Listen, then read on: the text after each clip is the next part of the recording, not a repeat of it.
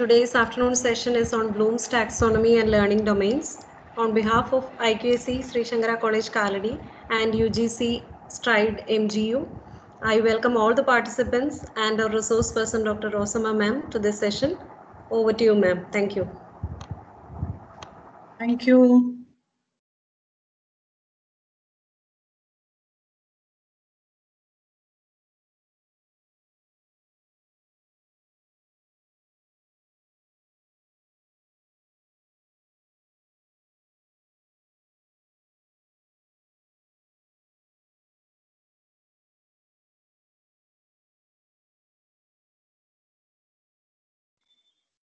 Good afternoon, dear friends. Is it visible for you? Yes, ma'am. Okay. Yes. Now we go to the Bloom taxonomy. So far we have discussed the different aspects that will give a clearer foundation for understanding the taxonomy. And when we discuss the taxonomy and other higher order conceptual knowledge related to taxonomy, the knowledge, the current knowledge that we have acquired related to different types of knowledge, different aspects of learning, all this would be highly helpful. And when we come to Bloom's taxonomy and domains learning, let us do some simple exercises to make the concept more clear. എന്താണ് Bloom's taxonomy എന്നുള്ളത് നമുക്ക് വളരെ simple ആയിട്ട് മനസ്സിലാക്കാനുള്ള കാര്യങ്ങളേ ഉള്ളൂ. അതെന്താണ് എന്നുള്ളതിനൊരു basic awareness നമുക്കൊന്ന് ഉണ്ടാക്കിയെടുക്കാം. So here are some puzzles. The first one, this is part A. Now we're going certain exercises in which some similarities are there. This is part A. The first question, how many legs for the elephant in the picture?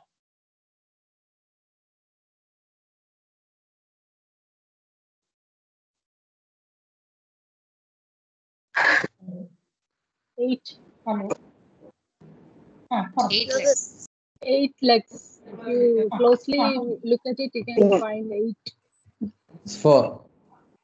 4, I think. When you look at figures, it looks like 4. 4 legs.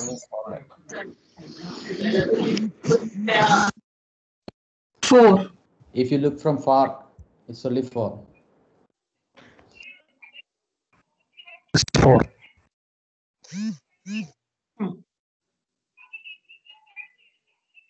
Okay. Okay. Okay. Separate your remark list.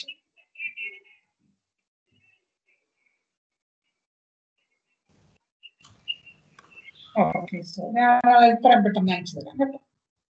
Okay. Maybe. Okay, maybe. മനസ്സിലായി.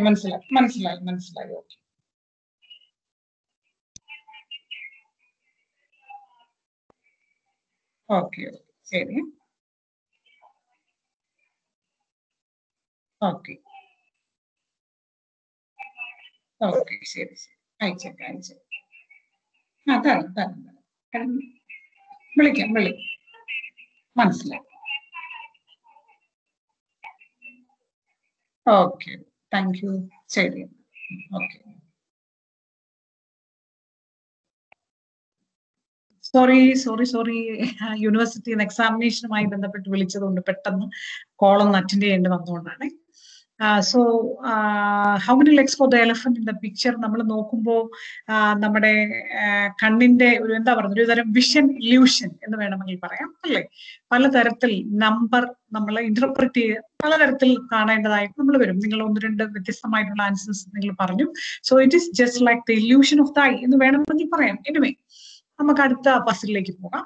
എത്ര എങ്ങനെ വേണമെങ്കിലും പറയാം. Next question, part A. Which is the logo of Apple? 1, 2, 3, 4, 5, 6 options are there.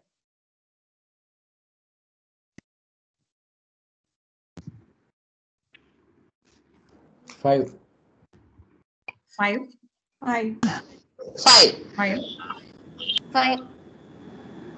Yes, majority says it's 5.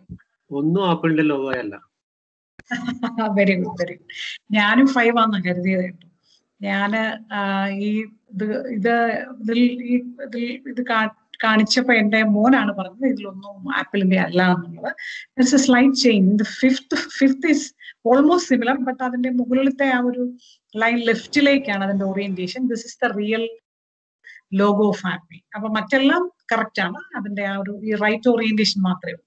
So the right answer എന്ന് പറയുന്നത് ഇതിനകത്തില്ല. So we try to compare the different pictures given, and finally we come to a conclusion that none is related to your particular question. So this is a higher order thinking process through comparison and through analysis, right? Okay. How many triangles are there?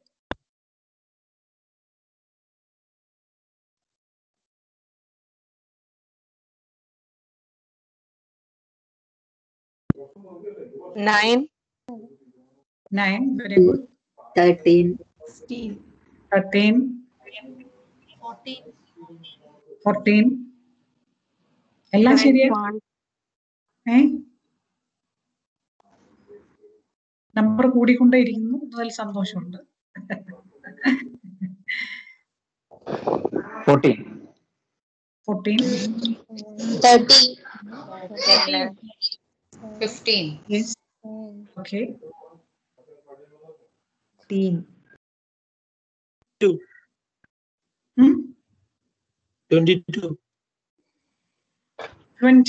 അതിലും കൂടുന്നോ? എങ്ങനാ? 7. 13. Okay, നോക്കാം. ഏതായാലും ഈ പറഞ്ഞത്ര ഉണ്ട്, എല്ലാവർക്കും എല്ലാം ഉണ്ട്. 22 ഉണ്ടോ എന്നുള്ളത് നമുക്ക് കൺഫ്യൂഷൻ. 11. ഓക്കെ. 14. 14. അതെല്ലാം ഇതിൻ്റെ അകത്തുണ്ട്. 14 ഒക്കെ ഉണ്ട് ഏതായാലും. This is the analysis of that particular figure. See, this is the split up analysis of each triangle of that particular figure. How many triangles there?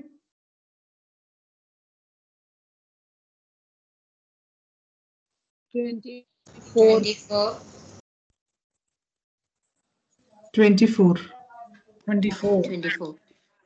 22 വരെ പറഞ്ഞു സാറ്. ആരാ പറഞ്ഞു 22? സാറ് ജോർജ് എന്നാ പേര്. ജോർജ്. ഓക്കെ. സബ്ജക്റ്റാ സാറേ? ഞാൻ chemistry ആണ്. Okay, okay, very good. അപ്പം അടുത്തെത്തിയ ആള് ജോർജ് സാറാണ് അല്ലെ? 7 തൊട്ട് തുടങ്ങി നമ്മള് actual number is 22. Sorry, 24. Okay. Now part എയിലെ തന്നെ മറ്റൊരു വിഭാഗം ക്വസ്റ്റ്യൻ ആണ്.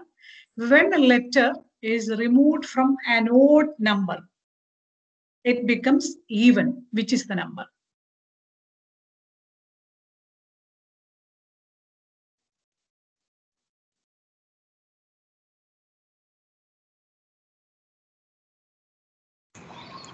Seven. Excellent. When we remove the letter S from 7, it becomes even. Yeah. And so the answer is 7. 7 എഴുതിയിരിക്കുന്നതിൽ S എടുത്ത് കളഞ്ഞാൽ പിന്നെ നമ്പർ അങ്ങ് ഈവൻ ആയി പോയില്ലേ? S പോയി, ബാക്കി എന്തുകൊണ്ട് മിച്ചം? ഈവനേ ഉള്ളൂ. So the answer is 7. Now is correctly spelled ball A B C. ഏതാണ് correct spelling?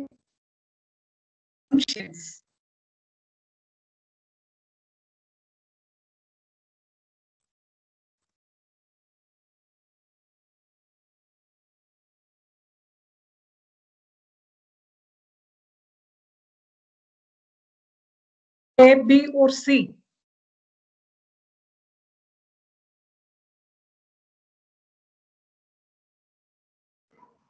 ഏതിന്റെ സ്പെല്ലിംഗ്? ക്ലിയർ അല്ല, ഒന്നുകൂടെ പറയാമോ? ബ്രേക്ക് ആയി പോയി ഇടയ്ക്ക്. ആണോ? Okay. Which is the correctly screen കാണുന്നില്ല. സ്ക്രീൻ ചേഞ്ച് ചെയ്തില്ല.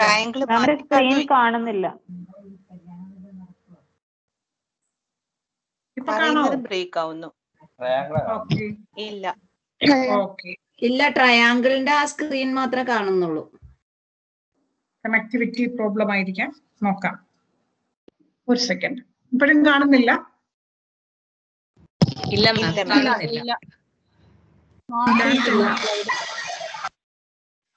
വെയിറ്റ്.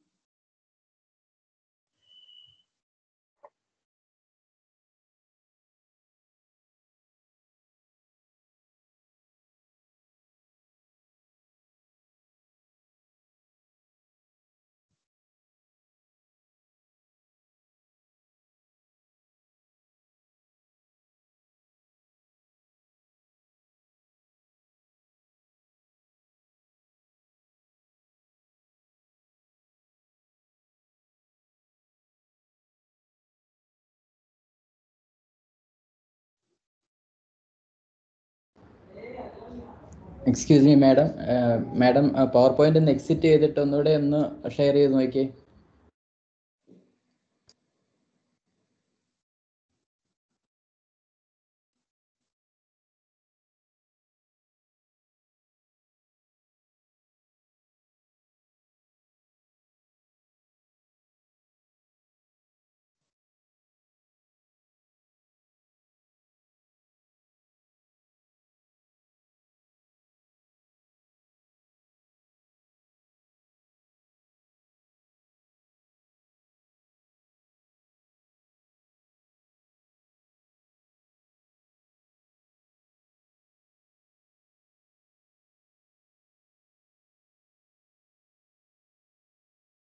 ഞാൻ പറയുന്നത് കേൾക്കാൻ പറ്റുന്നുണ്ടോ?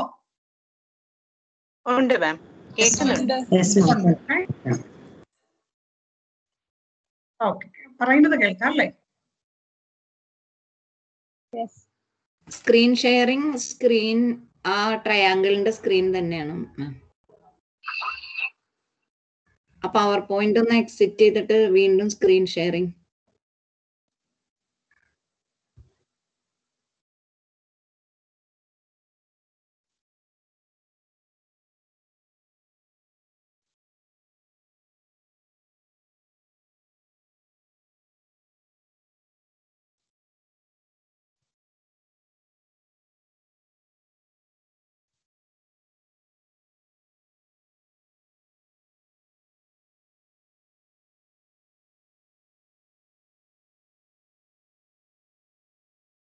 മാറിയിട്ടുണ്ടോ? ഇല്ല, സ്ക്രീൻ ഇല്ല മാം.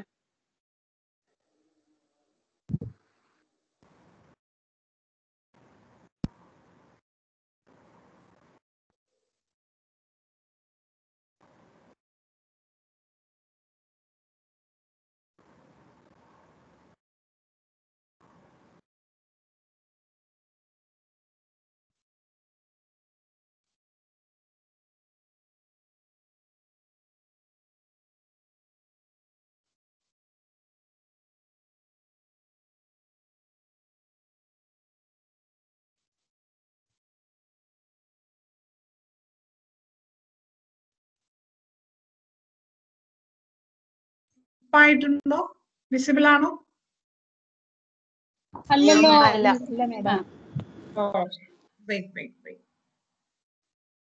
സിഗ്നൽ സ്ട്രെങ്ത് പ്രശ്നമുണ്ട്.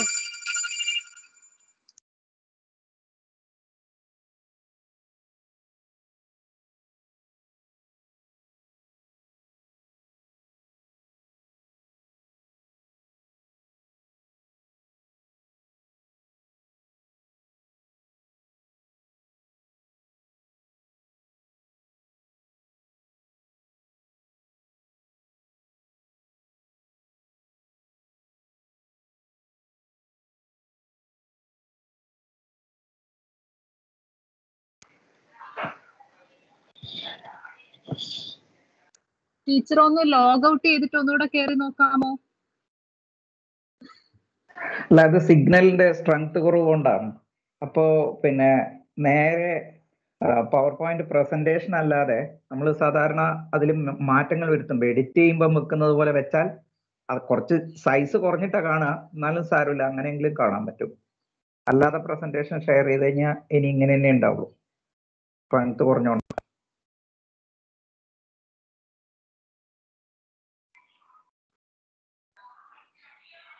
വരുന്നുണ്ടല്ലോ. Yes.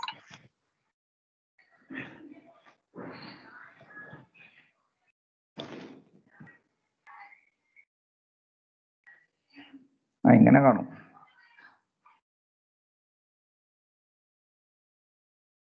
കാണാമോ?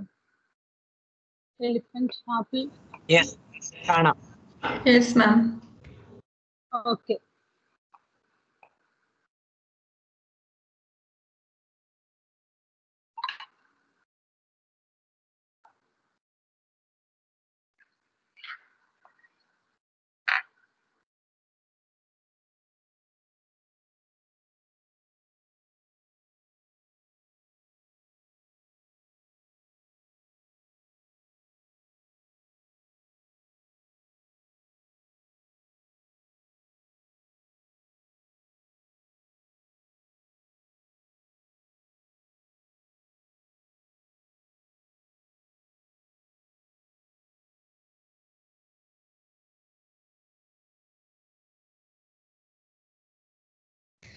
Hello ma'am, ma'am mute ആണ്.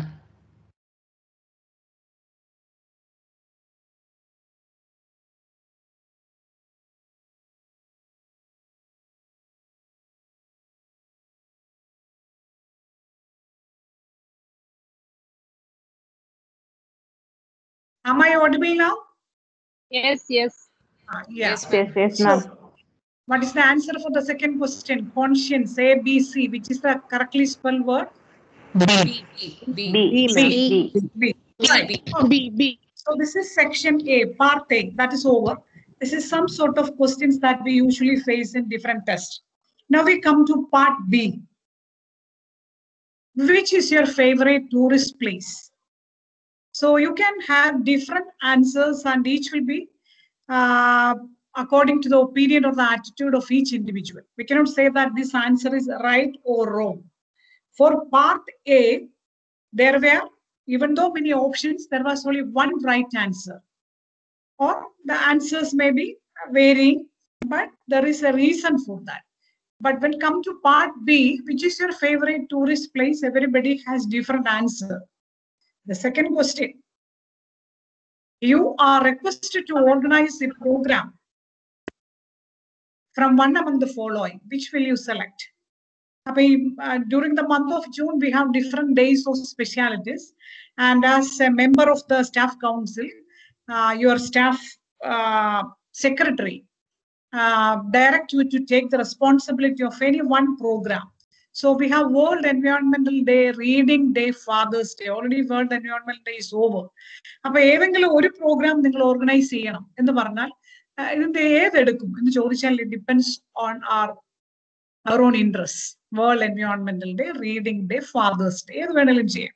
അത് നമ്മുടെ ഒരു താല്പര്യവും ഒരു അഭിരുചിയും ഒക്കെ അനുസരിച്ച് വ്യത്യാസപ്പെട്ടിരിക്കും അല്ലേ? How much time you spend per day for reading? Again, it's a question, but it is personally oriented. The answers will be different for different individuals. These are some sort of questions. ഇത്തരം ചോദ്യങ്ങളും നാം എപ്പോഴും കാണാറുള്ളതാണ്. ഈ ചോദ്യങ്ങൾക്ക് ശരി ഉത്തരം എന്നൊന്നും ഉണ്ടോ? ഒരിക്കലുമില്ല. എല്ലാ ഉത്തരങ്ങൾക്കും അതിൻ്റെതായിട്ടുള്ള റെലവൻസ് ഉണ്ട്. നമ്മൾ അതിന് പല ഇന്റർപ്രിട്ടേഷൻസ് കൊടുക്കുന്നു എന്ന് മാത്രമേ ഉള്ളൂ അല്ലേ? Now come to part C. Do any stretching exercise for your arms? നമ്മളിപ്പോ ഫോണോ ലാപ്ടോപ്പോ ഒക്കെ ആയിട്ടിരിക്കുവാണല്ലോ. അപ്പൊ ഈ ഓൺലൈൻ ലേണിംഗിൽ ഏറ്റവും ഹെൽപ്ഫുൾ ആണെന്ന് പറയുന്ന ഒന്നാണ് stretching exercise for the back, stretching exercise for legs and for arms, for neck too. എന്തെങ്കിലും ഒരു എക്സർസൈസ് കുട്ടികൾക്ക് ഇടയ്ക്ക് കൊടുക്കുന്നത് നല്ലതായിരിക്കും. കുട്ടികൾക്ക് മാത്രമല്ല നമുക്കും എന്നാണ് പറയുക. So do any stretching exercise for your arms. നമുക്ക് വേണമെങ്കിൽ ചെയ്യാം, ചെയ്യാതിരിക്കാം. Next is draw a picture with house, person, tree. Have you heard of house, person, tree? It is a personality test. Personality assess ചെയ്യുന്നതിന് ഉപയോഗിക്കുന്ന ഒരു പ്രധാനപ്പെട്ട test ആണ് house, person, tree. നമ്മുടെ അടുത്ത് വരുന്ന ഒരാളോട് പറയാണ് പേഴ്സണാലിറ്റിയുമായി ബന്ധപ്പെട്ട് അവർക്ക് എന്തെങ്കിലും കാര്യങ്ങളൊക്കെ നമ്മളൊരു ഭയങ്കര എക്സ്പീരിയൻസ്ഡ് ആയിട്ടുള്ളൊരു ക്ലിനിക്കൽ സൈക്കോളജിസ്റ്റ് ചെയ്യാൻ പറ്റുന്ന കാര്യമാണ് കേട്ടോ. നമ്മളെ കൊണ്ട് പറ്റത്തില്ല, എന്നാലും വളരെ രസകരമായ ഒരു ആക്ടിവിറ്റിയാണിത്. ഹൗസ്, പേഴ്സൺ, ട്രീ കുട്ടികൾക്ക് കൊടുക്കാനൊക്കെ പറ്റും. ഇന്റർപ്രിട്ടേഷന് പോകാതിരുന്നാൽ മതി. വളരെ രസകരമായ ആക്ടിവിറ്റിയാണ്. Draw a picture and the picture should contain a house, a person and a tree. ഞാനിത് ചെയ്യിപ്പിച്ചിട്ടുള്ളതാണ് കുട്ടികളെ കൊണ്ട്. വളരെ രസകരമാണ്. ഇത് കിട്ടിക്കഴിയുമ്പോൾ നമുക്ക് അതിലൊരു നമുക്കൊരു ജനറേഷൻ ഡിഫറൻസ് കാണാൻ പറ്റും.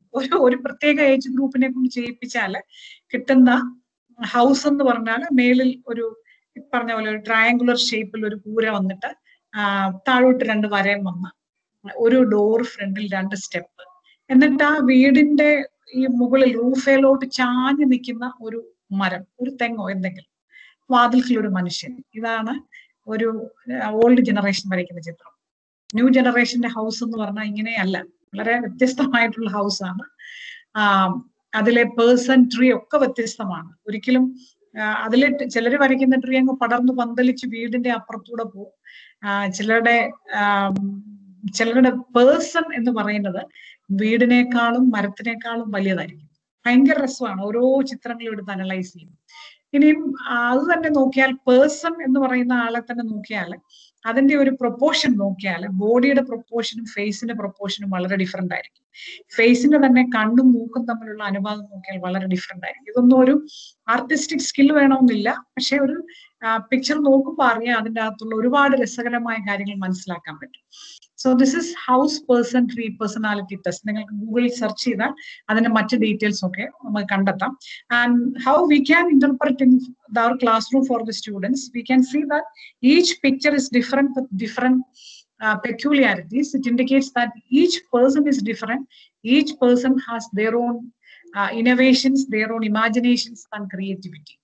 അത് നമ്മൾ അക്സെപ്റ്റ് ചെയ്യണം, അത് നമ്മൾ അംഗീകരിക്കണം എന്നുള്ള ഒരു ജനറൽ കൺസെൻസസ് നമുക്ക് എത്താം എന്നുള്ളതല്ലാതെ മറ്റ് ഇമോഷണൽ ആയിട്ടുള്ള ഇഷ്യൂസോ പ്രോബ്ലംസോ ഒന്നും നമുക്ക് കണ്ടെത്താൻ പറ്റുകയില്ല.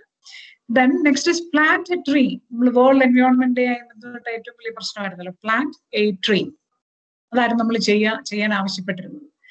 Now next is an activity, something different. Draw 4 straight lines to connect all the dots without lifting a pen.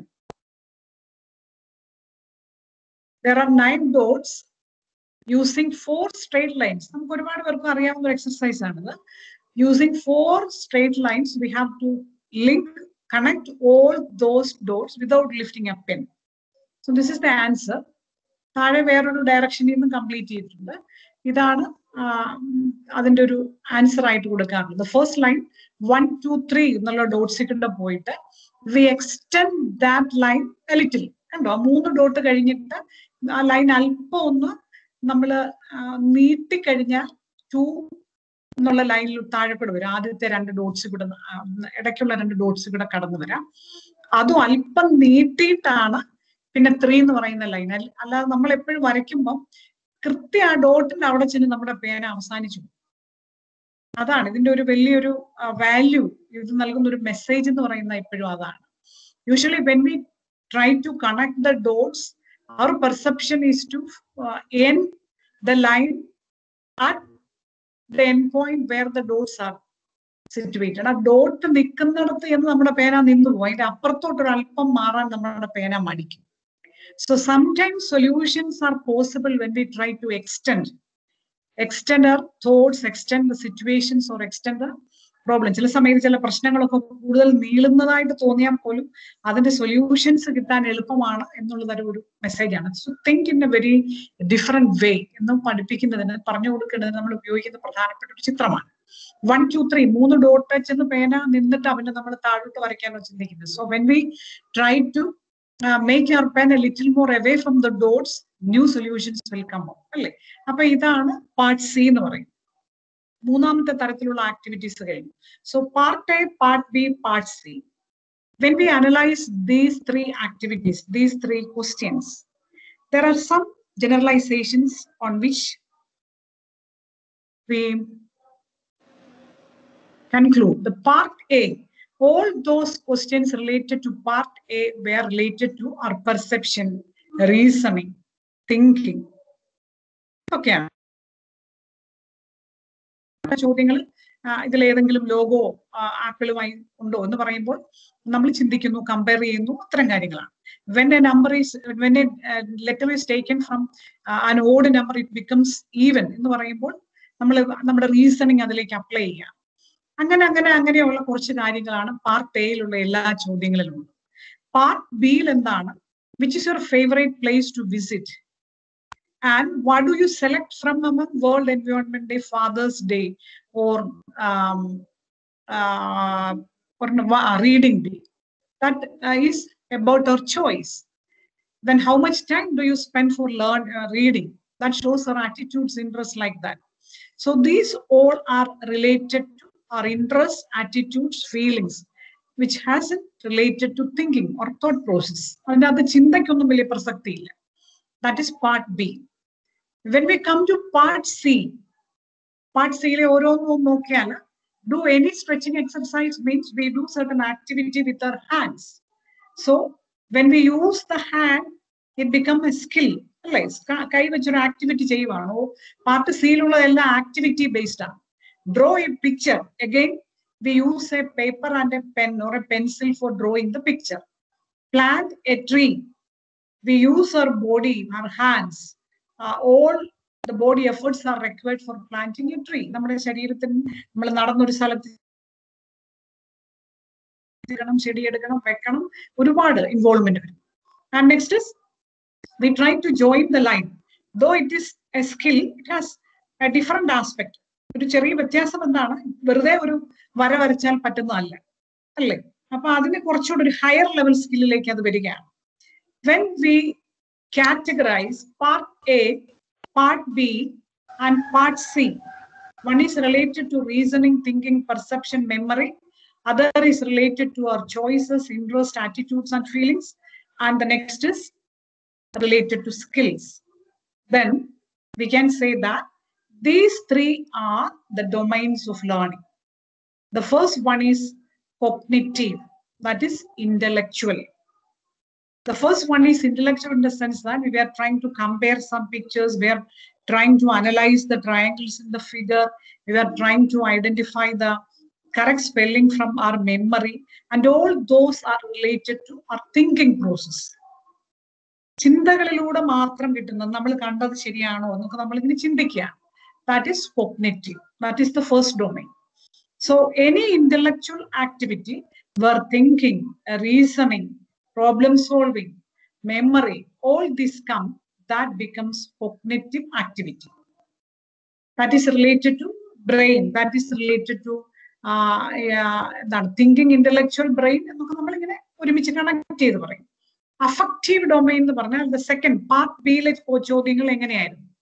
Part ബിയിൽ പറയുന്നത് നിങ്ങൾക്ക് എന്താണ് ഇഷ്ടം, നിങ്ങൾ ഏത് തെരഞ്ഞെടുക്കും, നിങ്ങൾ എവിടെ പോകും, നിങ്ങൾ എത്ര സമയം ചെലവഴിക്കും എന്നൊക്കെ പറഞ്ഞാൽ എന്റെ ചില ഇഷ്ടങ്ങൾ, that is truly related to emotions or affective domain. So that is related with our affects, emotions, feelings. അപ്പൊ അഫക്റ്റീവ് ഡൊമൈൻ എന്ന് പറഞ്ഞാൽ മാനസികമായ എന്ന് പറയും, കൊഗ്നിറ്റീവ് എന്ന് പറഞ്ഞാൽ ബൗദ്ധികമായ എന്ന് പറയും. അപ്പൊ പൊതുവെ നമ്മളിവിടെ മനസ്സിലാക്കേണ്ട ഒന്ന്, ഇപ്പൊ ഇവിടെ ഈ ചിത്രത്തിലാണെങ്കിലും പൊതുവെ എവിടെയാണെങ്കിലും കൊഗ്നിറ്റീവ് എന്ന് പറഞ്ഞാൽ അവിടെ ഒരു ബ്രെയിൻ റിലേറ്റഡ് സിമ്പലാണ് കൊടുക്കുന്നത്, തിങ്കിങ്. അഫക്റ്റീവ് എന്ന് പറഞ്ഞാൽ മാനസികമായതുകൊണ്ട് പൊതുവെ ഒരു ഹാർട്ടിന്റെ സിഗ്നലാണ് കൊടുക്കുന്നത്, ഫീലിംഗ്, ഇമോഷൻസ് എന്നൊക്കെ പറഞ്ഞാൽ. അപ്പൊ അവിടെ ഒരു ചെറിയൊരു ഫിലോസഫിക്കൽ ആയിട്ടുള്ള, അല്ലെങ്കിൽ കൃത്യമായിട്ട് പറഞ്ഞാൽ സയന്റിഫിക് ആയിട്ടുള്ള ഒരു ക്വസ്റ്റ്യൻ ഉണ്ട്. ഹൃദയം എന്ന് പറയുന്ന ഒരു ഓർഗനിന്റെ അകത്ത് എന്തെങ്കിലും ഫീലിങ്സ് ഉണ്ടോ? നമ്മൾ സംസാരിക്കുമ്പോഴും നമ്മുടെ ഒരു കമ്മ്യൂണിക്കേഷനിൽ ഒരു കോമൺ ലാംഗ്വേജ് നമ്മൾ പറയുന്നതേ ഉള്ളൂ. എന്റെ മനസ്സറിഞ്ഞ കാര്യമല്ല കേട്ടോ, ഞാൻ അങ്ങനെ ചിന്തിച്ചിട്ട് പോലും ഇല്ല കേട്ടോ, എനിക്ക് ഫീൽ ചെയ്ത് കേട്ടോ എന്നൊക്കെ പറയുമ്പോൾ അത് എന്തോ ഹൃദയവുമായി ബന്ധപ്പെട്ട ഒന്നാണെന്ന് നമ്മൾ പറയുമെങ്കിലും മനസ്സ് എവിടെയാണ് സ്ഥിതി ചെയ്യുന്നത്, അല്ലെ? മനസ്സിന്റെ ഇരിപ്പിടം എന്ന് പറയുന്നത് ബ്രെയിൻ തന്നെയാണ്. അപ്പൊ സത്യം പറഞ്ഞാൽ ഈ ഡൊമൈൻസിലൂടെ കടന്നു പോകുമ്പോൾ നമുക്ക് ഉണ്ടാകേണ്ട ചില വളരെ കൃത്യമായ ചില നോളജ് എന്ന് പറയുന്നത് ഇതൊക്കെയാണ്. അഫക്റ്റീവ് ഡൊമൈൻ എന്ന് പറയുന്നത്, even though it is an emotional or related to mind, we cannot separate mind from our intellectual capacity or from brain. Of course, brain itself is mind, no doubt. Affective, താല്പര്യം, ഇഷ്ടം, ചിന്ത അല്ലെങ്കിൽ തെരഞ്ഞെടുപ്പുകൾ, ഇവയൊക്കെ എന്റെ ഇഷ്ടം പോലെയാണ്, എന്റെ മനോഭാവം പോലെയാണ് എന്നൊക്കെ പറഞ്ഞാലും they are regulated with the thought process. Brain is the source of all these things, അല്ലെ? സംശയമൊന്നുമില്ല. നമ്മൾ പറയാറുണ്ടല്ലോ, നമുക്ക് നമ്മുടെ മനുഷ്യ ശരീരത്തിൽ ഉള്ള നൂറുകണക്കിനുള്ള ന്യൂറോ ട്രാൻസ്മിറ്റേഴ്സ്, പലതരത്തിലുള്ള hormones or endocrine glands and nervous system. All these are continuously interacting with our reactions, and our behavior are regulated with this endocrine glands and nervous system and all those neurotransmitters. And we know that if endocrine glands and nervous system is functioning properly, of course the neurotransmitters like happy hormones, serotonin, dopamine, oxytocin എന്നിങ്ങനെയൊക്കെ പറയപ്പെടുന്ന ഹോർമോണുകൾ അല്ലെങ്കിൽ neurotransmitters ആണ് happy hormones എന്ന് പറയുക. അതേസമയം cortisol ഉൾപ്പെടെയുള്ള stress producing hormones ഉണ്ട്. ന്യൂറോ ട്രാൻസ്മിറ്റേഴ്സിന്റെ ഇഫക്റ്റ് കൊണ്ടാണല്ലോ ഇവയെല്ലാം ഉണ്ടാകുന്നത്. അപ്പൊ ഇവയെല്ലാം ആണ് നമ്മുടെ ആറ്റിറ്റ്യൂഡ്സിനെ ഡിസൈഡ് ചെയ്യുന്നത്. ഒരാൾ വളരെ ഡൈനാമിക് ഹാപ്പി പേഴ്സണാലിറ്റി ആണെന്നൊക്കെ പറയുമ്പോൾ there are certain things that is beyond our എന്താണ് നമ്മുടെ കൺട്രോളിൽ അല്ലാത്ത ഇത്തരം ചില ഫിസിയോളജിക്കൽ ആസ്പെക്ട്സും അവിടെ ഉണ്ട് എന്നുള്ളതാണ്. അപ്പൊ എപ്പോഴും ഇതിൻ്റെ അകത്തൊരു പ്രധാനപ്പെട്ട എലമെന്റ് എന്ന് പറഞ്ഞാൽ നമ്മുടെ ഒരു എന്താണ് lifestyle has a prominent role in our affective aspect. Attitude, interest, ഇതെന്നൊക്കെ പറഞ്ഞാൽ എത്ര സമയം വായിക്കും എന്നൊരു ചോദ്യം ചോദിച്ചാലും വായിക്കാൻ ഇഷ്ടമൊക്കെയാ, പക്ഷെ കണ്ണു തുറന്നൊന്നും ഇരുന്നാലല്ലേ വായിക്കാൻ പറ്റത്തുള്ളൂ. എന്തൊരു ക്ഷീണമാണ് എന്നൊക്കെ പറയുമ്പോൾ ആ ക്ഷീണം എന്ന് പറയുന്നത് it's a part of our physique അല്ലേ. അപ്പൊ അതിന് കാരണക്കാരായ ചില കാര്യങ്ങൾ നമ്മുടെ ശരീരത്തിലുണ്ട്. So the appropriate health is an important aspect when we combine all these things to different domains. ഒരു സംശയവും വേണ്ട. ശരിയായ ആരോഗ്യമില്ലെങ്കിൽ ബ്ലൂംസ് ഡൊമൈൻ അല്ല ഏത് ഡൊമൈൻ വന്നാലും പ്രത്യേകിച്ച് പ്രയോജനമൊന്നുമില്ല. അതുകൊണ്ട് എന്താണ് ഒരു healthy life style is an important factor for teachers as well as students for the effective activation of these 3 domains. ഒരു സംശയവും വേണ്ട. ഈ സൈക്കോമോട്ടോർ പിന്നെ പറയേണ്ട കാര്യമില്ലല്ലോ, because that is purely physical. ഈ പറഞ്ഞ കാര്യങ്ങളൊക്കെ ഉണ്ട്. ഡ്രോയിങ് അല്ലെങ്കിൽ ഒരു ട്രീ പ്ലാന്റ് ചെയ്യണം അല്ലെങ്കിൽ നടക്കണം എന്നൊക്കെ പറയുമ്പോൾ that is psychomotor activity where physical or body involvement is there. So all these require physical as well as emotional well-being എന്നുള്ളത് നമ്മൾ ആദ്യം ഒന്ന് മനസ്സിലാക്കണം. അതുകൊണ്ട് ആരോഗ്യമുള്ള അധ്യാപകർക്ക് ആരോഗ്യമുള്ള ഒരു വിദ്യാർത്ഥി സമൂഹത്തെ സൃഷ്ടിക്കാൻ പറ്റത്തുള്ളൂ എന്നുള്ള തിരിച്ചറിവ് എപ്പോഴും നല്ലതാണ് കേട്ടോ. അതുകൊണ്ട് വല്ലതൊക്കെ കൃത്യമായിട്ട് ഭക്ഷണം കഴിക്കണം. Eat regularly and exercise properly. ഈ പ്രോപ്പർലി ആൻഡ് എക്സർസൈസ് റെഗുലർലി എന്ന് പറയുന്നത് അതുകൊണ്ടാണ് അല്ലേ. അപ്പൊ അത് ഇതിന്റെ ഒരു ഭാഗമാണ് കേട്ടോ. നമ്മൾ നേരത്തെ പറഞ്ഞതുപോലെ ചില കാര്യങ്ങൾ നമ്മളൊരു ഹിഡൻ കരിക്കുലം എന്ന് പറയുന്നത് പോലെ ബ്ലൂംസ് ഡൊമൈൻസ് ഒക്കെ പറയുമ്പോഴും നമ്മൾ പറയുന്ന സൈക്കോമോട്ടോർ ഡൊമൈൻ പ്രായോഗികമാണെങ്കിൽ ബോഡി മൂവ്മെന്റ്സ് വേണം എന്ന് പറയുമ്പോൾ ആരോഗ്യം വേണം, നല്ല ഇൻട്രസ്റ്റും നല്ല ആറ്റിറ്റ്യൂഡും ഒക്കെ വേണമെന്ന് പറഞ്ഞാൽ അതിനും വേണം, മാനസികമായ ആരോഗ്യം വേണം, ഒക്കെ വേണം. So these are the 3 domains: cognitive, affective and psychomotor domain. Cognitive domain deals with all the thinking process, intellectual activities. Affective domain deals with emotional aspects like feeling, interest, attitude, like that. And psychomotor domain includes all the physical activities or the skills where we use our physic or we use our motor abilities. അതുകൊണ്ടാണ് psychomotor എന്ന് പറയാൻ കാരണം. These are the 3 domains. Then, what is cognitive domain? നേരത്തെ പറഞ്ഞതുപോലെ തന്നെ ചിന്തയ്ക്ക് പ്രാധാന്യം കൊടുക്കുന്ന എല്ലാ കാര്യങ്ങളുമാണ് കോഗ്നിറ്റീവ് ഡൊമൈനിൽ വരുന്നത്. അപ്പോൾ അതിന്റെ ഒരു order from lower to higher order. Lower comprehension, application, analysis, evaluation, analysis, synthesis, evaluation, അതാണ് ഓർഡർ. ഇപ്പം ഒരെണ്ണം മാറിയാണ് കിടക്കുന്നത്. കാരണമുണ്ട് അങ്ങനെ എഴുതിയിരിക്കുന്നതിന്. പോട്ടെ, നമ്മൾ ഇതിനെക്കുറിച്ചാണ് ഇനി വരുന്ന ക്ലാസ്സുകളിലൊക്കെ പറയാൻ പോകുന്നത്. അതുകൊണ്ട് നമുക്കിപ്പോൾ അതിനെ അങ്ങ് വിടാം. So when a person tried to learn something by acquiring knowledge, understanding, and he tried to apply it, analyze and synthesize it, and finally evaluate something, that is related to the cognitive domain. അല്ലെങ്കിൽ ബൗദ്ധികമായിട്ടുള്ള പ്രവർത്തനങ്ങളുടെ ഫലമാണ്, ആക്ടിവിറ്റിയാണ് എന്ന് നമ്മൾ പറയും. This is cognitive domain. കഴിഞ്ഞു. അതിനെ നമ്മൾ ഇനിയും അടുത്ത എക്സ്പ്ലനേഷൻസ് എല്ലാം ഇതുമായി ബന്ധപ്പെട്ടതായിട്ട് തൽക്കാലം നിർത്തുകയാണ്. So any activity or anything that require thinking, anything that require intellectual competencies, that comes under cognitive domain. Bloom അല്ല, നമ്മൾ ആരുടെ ടാക്സോണമി, എത്ര വലിയ ടാക്സോണമി എന്ന് പറഞ്ഞാലും ബേസിക് ആയിട്ട് അത്രയും കാര്യങ്ങൾ നമ്മൾ മനസ്സിലാക്കിയാൽ മതി. ഇനിയും എവിടെയൊക്കെയാണ് തിങ്കിങ് വരുന്നത് എന്നുള്ളത് നമ്മൾ കണ്ടെത്തണം, പിന്നാലെ നമുക്ക് അതിലേക്ക് പോകാം. So any process where thinking is a requirement, that comes under cognitive domain. അത് മാത്രം മനസ്സിലാക്കുക. എന്തിനും ചിന്ത ആവശ്യമുണ്ടെങ്കിൽ അതിന് കോഗ്നിറ്റീവ് ഡൊമൈൻ എന്നാ പറയുന്നത്. അത്ര മാത്രമേ ഉള്ളൂ ഇതിന്റെ ഒരു ബേസിക് എന്ന് പറയുന്നത്. നമുക്ക് ബാക്കി അടുത്ത കാര്യങ്ങളിലേക്ക് നമുക്ക് പോകുമ്പോൾ അത് മനസ്സിലാവും. This is affective domain. Affective domain എന്ന് പറഞ്ഞാൽ നേരത്തെ പറഞ്ഞു, നമ്മുടെ മാനസികമായ അല്ലെങ്കിൽ വൈകാരികമായ തലങ്ങളിൽ വരുന്ന കാര്യങ്ങളാണ് affective domain. There are global discussions related to affective domain teaching, since many educationists and many philosophers think that we have to develop this sort of teaching in order to develop values among the students. We give more importance to academic teaching and learning, and all sort of cognitive exercises are taking place in the classroom oriented at getting high marks.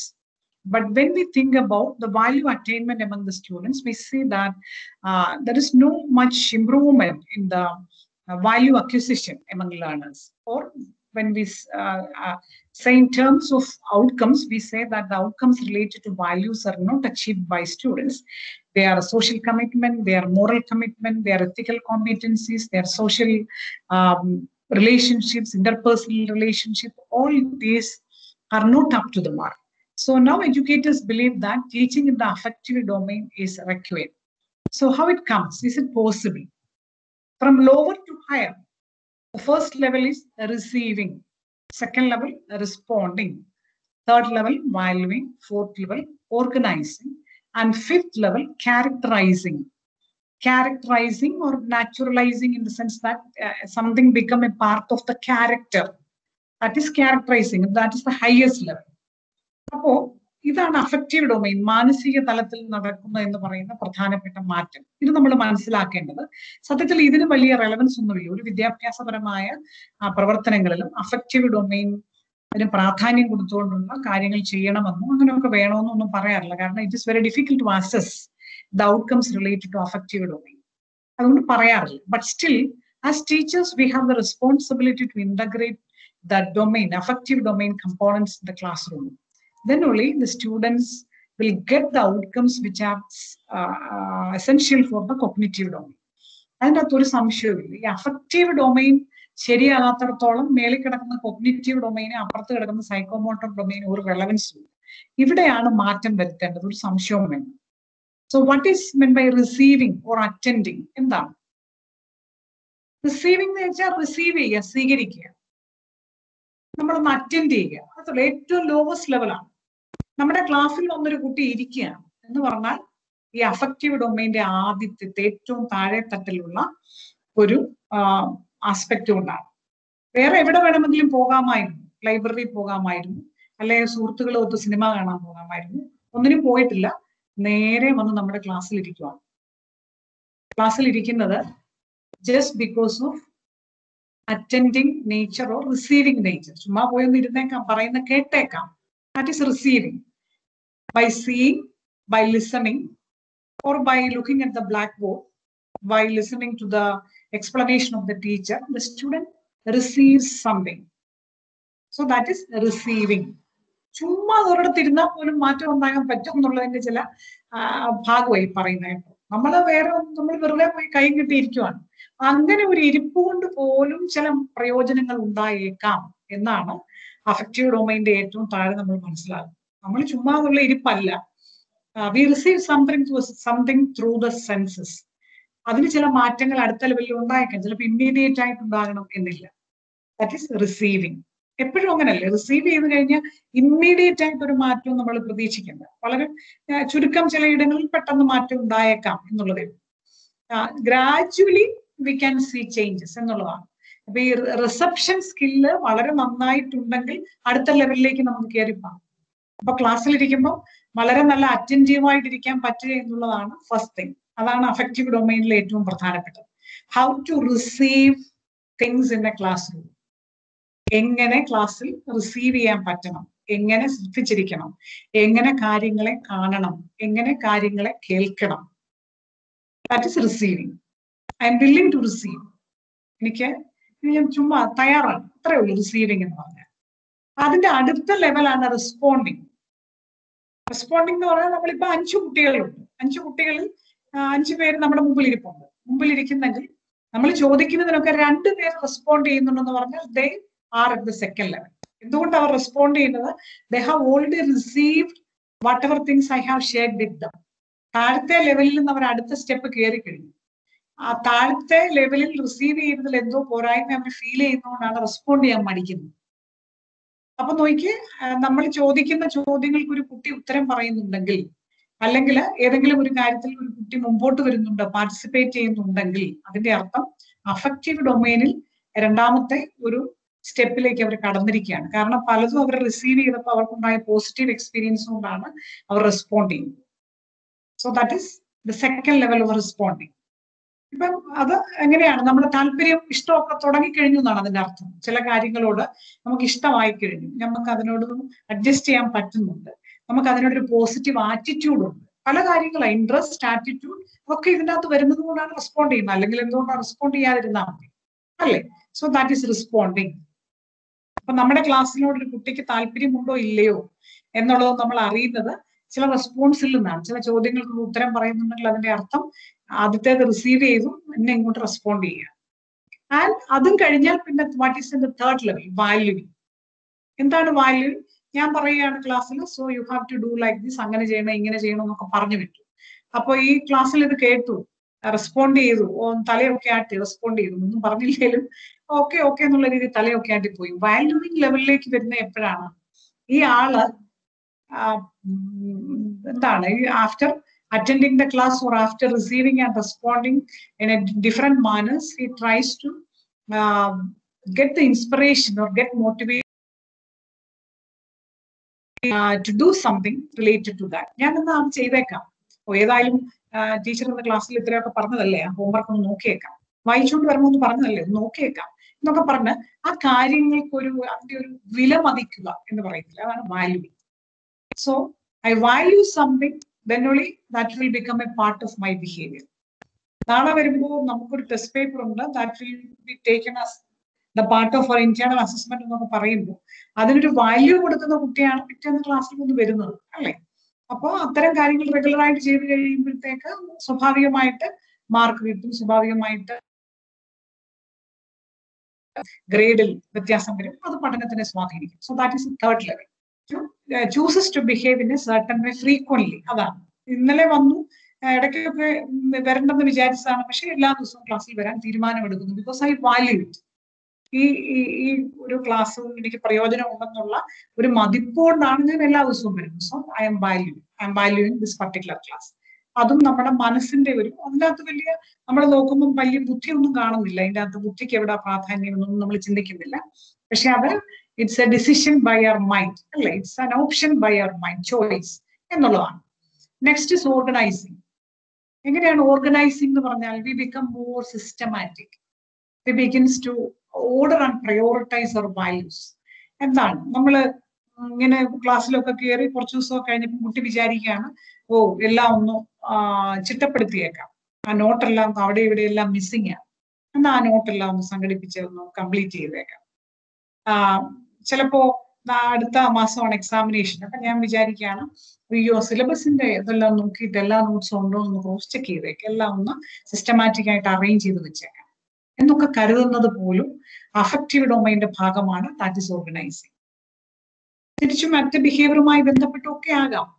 എന്താണ്, regular ആയിട്ടൊരു കാര്യത്തിന് എത്തിച്ചേരുക, regular attendance ഉണ്ടെന്ന് പറയുന്നത് പോലും ഓർഗനൈസിങ്ങിന്റെ ഭാഗമാണ്. വരാൻ തീരുമാനമെടുത്തു, റെഗുലർ ആയിട്ട് സിസ്റ്റമാറ്റിക് ആകാൻ തീരുമാനമെടുത്തു, അത് ഓർഗനൈസിങ് ആണ്. And finally we try to develop certain behavior values as a part of my own character. That is characterizing. So I develop an inner belief to behave in a particular way.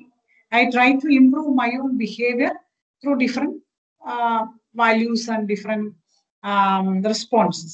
That is character. So this is important in classroom learning, no doubt. പക്ഷേ ഇതിന് കൃത്യമായിട്ട് ഇത് ഓരോന്നും എടുത്ത് ഔട്ട്കമാക്കി വെച്ചാൽ നമുക്ക് question paper ഉണ്ടാക്കി mark എഴുതാൻ പറ്റുമെന്ന് ചോദിച്ചാൽ പറ്റത്തില്ല. But it can be directly assist through observation. കുട്ടി റെസ്പോണ്ട് ചെയ്യുന്നുണ്ടോ എന്നുള്ളത് നമുക്കറിയാമല്ലോ. നമ്മൾ ചോദിക്കുന്ന ചോദ്യങ്ങൾക്ക് റെസ്പോണ്ട് ചെയ്യുന്നുണ്ടോ, അസൈൻമെന്റ് സബ്മിറ്റ് ചെയ്യാൻ പറഞ്ഞു റെസ്പോണ്ട് ചെയ്യുന്നുണ്ടോ, റെഗുലർ ആണോ, സിസ്റ്റമാറ്റിക് ആണോ. അതുകൊണ്ടാണ് ഈ അറ്റൻഡൻസിനൊക്കെ നമ്മൾ എന്തുകൊണ്ടാണ് ഇന്റേണൽ മാർക്കിന്റെ ഒരു ഭാഗത്ത് ഒരു മാറ്റം കൊടുത്തിരിക്കുന്നത്? എന്തുകൊണ്ടാണ്? Because that's a part of affective domain, systematic ആണ്. ആൻഡ് ക്യാരക്ടറിന് നമ്മൾ എന്തെങ്കിലും മാർക്ക് കൊടുക്കുന്നുണ്ടോ? ഇല്ല. Because it is very difficult to assess. നമ്മുടെ മുമ്പിൽ ഭയങ്കര നല്ല ബിഹേവിയർ ആണെന്നൊക്കെ പറഞ്ഞു, പക്ഷെ നമുക്ക് അറിഞ്ഞുകൂടാ ഇത് തന്നെയാണോ behaviour. So we don't try to assess. അതിന്റെ പേരിൽ ഒരു കോളം വെച്ച് അല്ലേ? But we try to assess something that is visible for us, that is regular attendance ഉണ്ടോ, ഈ പറഞ്ഞിരിക്കുന്ന കാര്യങ്ങളൊക്കെ മാൻഡേറ്ററി ആയിട്ടുള്ള വർക്ക്സ് ഒക്കെ സബ്മിറ്റ് ചെയ്തിട്ടുണ്ടോ. അതിലൂടെയൊക്കെയാണ് നമ്മൾ കൃത്യമായിട്ട് ഈ അഫക്റ്റീവ് ഡൊമൈനിലെ കാര്യങ്ങൾ നമ്മൾ നോക്കാറുള്ളൂ. But these things are very important for character formation of the value development. So നമ്മളിപ്പോഴും പറയത്തില്ലേ വാല്യൂസ് വേണം, പ്രത്യേകിച്ച് ഹയർ എഡ്യൂക്കേഷൻ ലെവലിലൊന്നും കുട്ടികൾക്ക് വാല്യൂ ഡെവലപ്മെന്റ് ഇല്ല എന്നൊക്കെ പറയുമ്പോൾ അടിസ്ഥാനപരമായിട്ട് ഇത്തരം കാര്യങ്ങളുടെ ഒരു ഇന്റഗ്രേഷൻ ആണ് നമുക്ക് വേണ്ടത്. കുട്ടി ക്ലാസ്സിലിരിക്കുമ്പോൾ കേൾക്കുന്നുണ്ടോ? ക്ലാസ്സിലിരിക്കുമ്പോൾ എന്നെ കേൾക്കുന്നുണ്ടോ എന്നുള്ളത് പോലെ തന്നെ ഒരു കുട്ടി തന്റെ സുഹൃത്തുമായിട്ട് സംസാരിച്ചുകൊണ്ടിരിക്കുമ്പോൾ കൃത്യമായിട്ട് കേൾക്കാൻ ശ്രമിക്കുന്നുണ്ടോ? കൃത്യമായ രീതിയിൽ പ്രതികരിക്കുന്നുണ്ടോ? ഒരു സൗഹൃദത്തിന് കൊടുക്കുന്ന വാല്യൂ എന്താണ് കുട്ടി? നമ്മുടെ കോളേജുകളിൽ കുട്ടികൾ തമ്മിലുള്ള ഇന്റർപേഴ്സണൽ റിലേഷൻഷിപ്പിന് കൊടുക്കുന്ന വാല്യൂ എന്താണ്? What's the nature of their relationship? What are the different habits among them? What are the different types of behavior they exhibit in the classroom? And അതിലൂടെ നമ്മൾ പറയാണ് their character is good, bad എന്ന് നമ്മൾ observe ചെയ്തിട്ട് പറയാം. So these are the elements of affective domain. പക്ഷേ ഈ affective ഡൊമൈൻ്റെ അകത്തും ചില കോഗ്നിറ്റീവ് എലമെന്റ്സിനൊക്കെ പ്രാധാന്യം ഉണ്ടായി വരുന്നുണ്ട് എന്നുള്ളത് നമ്മൾ പിന്നാലെ കാണാം. ഇത് അഫക്റ്റീവ് ഡൊമൈൻ എന്ന് പറഞ്ഞാൽ വേറൊരു പ്രത്യേക ബ്രാഞ്ചാണ് എന്ന് നമുക്ക് ചിന്തിക്കാൻ പറ്റാത്ത തരത്തിലുള്ള ഒരു ഓവർലാപ്പിംഗ് ഇടയ്ക്ക് ഉണ്ടാകുന്നുണ്ട്. അത് നമ്മൾ പിന്നാലെ നമ്മൾ ഡിസ്കസ് ചെയ്യുന്നതായിരിക്കും. ഇനി അടുത്ത ഡൊമൈൻ എന്ന് പറഞ്ഞാൽ നമ്മുടെ സൈക്കോമോട്ടോർ ഡൊമൈനാണ്. സൈക്കോമോട്ടോർ ഡൊമൈൻ എന്ന് പറഞ്ഞാൽ ബ്ലൂംസ് ടാക്സോണമിയിൽ തന്നെയുള്ള ഈ 3 ഡൊമൈൻസിലും കോഗ്നിറ്റീവ് ഡൊമൈനാണ് entirely by Bloom. Affective domain നമ്മൾ അതിൽ അദ്ദേഹത്തിന്റെ തന്നെ കോ വർക്കേഴ്സ് ആയിരുന്ന ആൻഡേഴ്സൺ, ക്രാത്വൂൾ അവരൊക്കെയാണ് വർക്ക് ചെയ്തത്. This is Simpson's taxonomy. ഈ ബ്ലൂമിന്റെ ടാക്സോണമിയിൽ ഈ ഫിസിക്കൽ സൈക്കോമോട്ടോർ ഡൊമൈനിന് പലതരത്തിലുള്ള ക്ലാസിഫിക്കേഷൻസ് കൊടുത്തിട്ടുണ്ട്. എന്നിരുന്നാലും ഈ സിംപ്സൺ ടാക്സോണമി ഒരു വൈഡ്ലി ആക്സെപ്റ്റഡ് ടാക്സോണമിയാണ്. ഇതൊന്നും ഇല്ലാതെ കൊച്ചു കൊച്ചു ടാക്സോണമിയിലൊക്കെ എടുത്തിട്ടുണ്ട്. നമ്മൾ അതിന്റെ ഇതൊന്നും നമ്മളെ സംബന്ധിച്ച് വലിയൊരു എന്താണ് ക്വസ്റ്റ്യൻ പേപ്പറിൽ പ്രയോജനപ്പെടുന്ന ഒന്നുമല്ല, ക്ലാസ് മുറിയിൽ പ്രയോജനപ്പെടുന്നത് വളരെ പ്രധാനപ്പെട്ട ചില കാര്യങ്ങൾ എന്ന നിലയിലാണ് പരിചയപ്പെടുന്നത്. From the lower level perception, set, guided response, mechanism, complex overt response, adaptation, origination. Organisation എന്നാണ് ഒരിടത്ത് ഇപ്പുറത്ത് കിടക്കുന്നത്, ഒറിജിനേഷൻ എന്നാണ് കറക്റ്റ്. ഒറിജിനൽ ആയിട്ട് കുട്ടിക്ക് ചെയ്യാൻ പറ്റും, ദാറ്റ് ഈസ് ഒറിജിനേഷൻ. ഒരു ക്രിയേഷൻ നടത്തുന്നു, ഒരു കുട്ടിയുടേതായ ഒരു ബിഗിനിങ് അവിടുന്ന് ചെയ്യാൻ പറ്റുന്നതാണ് origination. Of course organisation is required എന്നേ ഉള്ളൂ. So what is perception? Perceive ചെയ്യാന്ന് പറഞ്ഞാൽ എന്താണ്? പെർസീവ് ചെയ്യാന്ന് പറഞ്ഞാൽ നമ്മൾ ആദ്യത്തെ ചിത്രത്തിൽ നമ്മൾ പറഞ്ഞു പിന്നെ how many legs for the elephant എന്ന് പറഞ്ഞാൽ നമ്മൾ കാണുന്ന കാര്യത്തിന് നമ്മൾ എടുക്കുന്ന മീനിങ് ആണ്. കാഴ്ച അതിന്റെ meaning, sensation plus meaning. Sensation plus meaning is known as perception.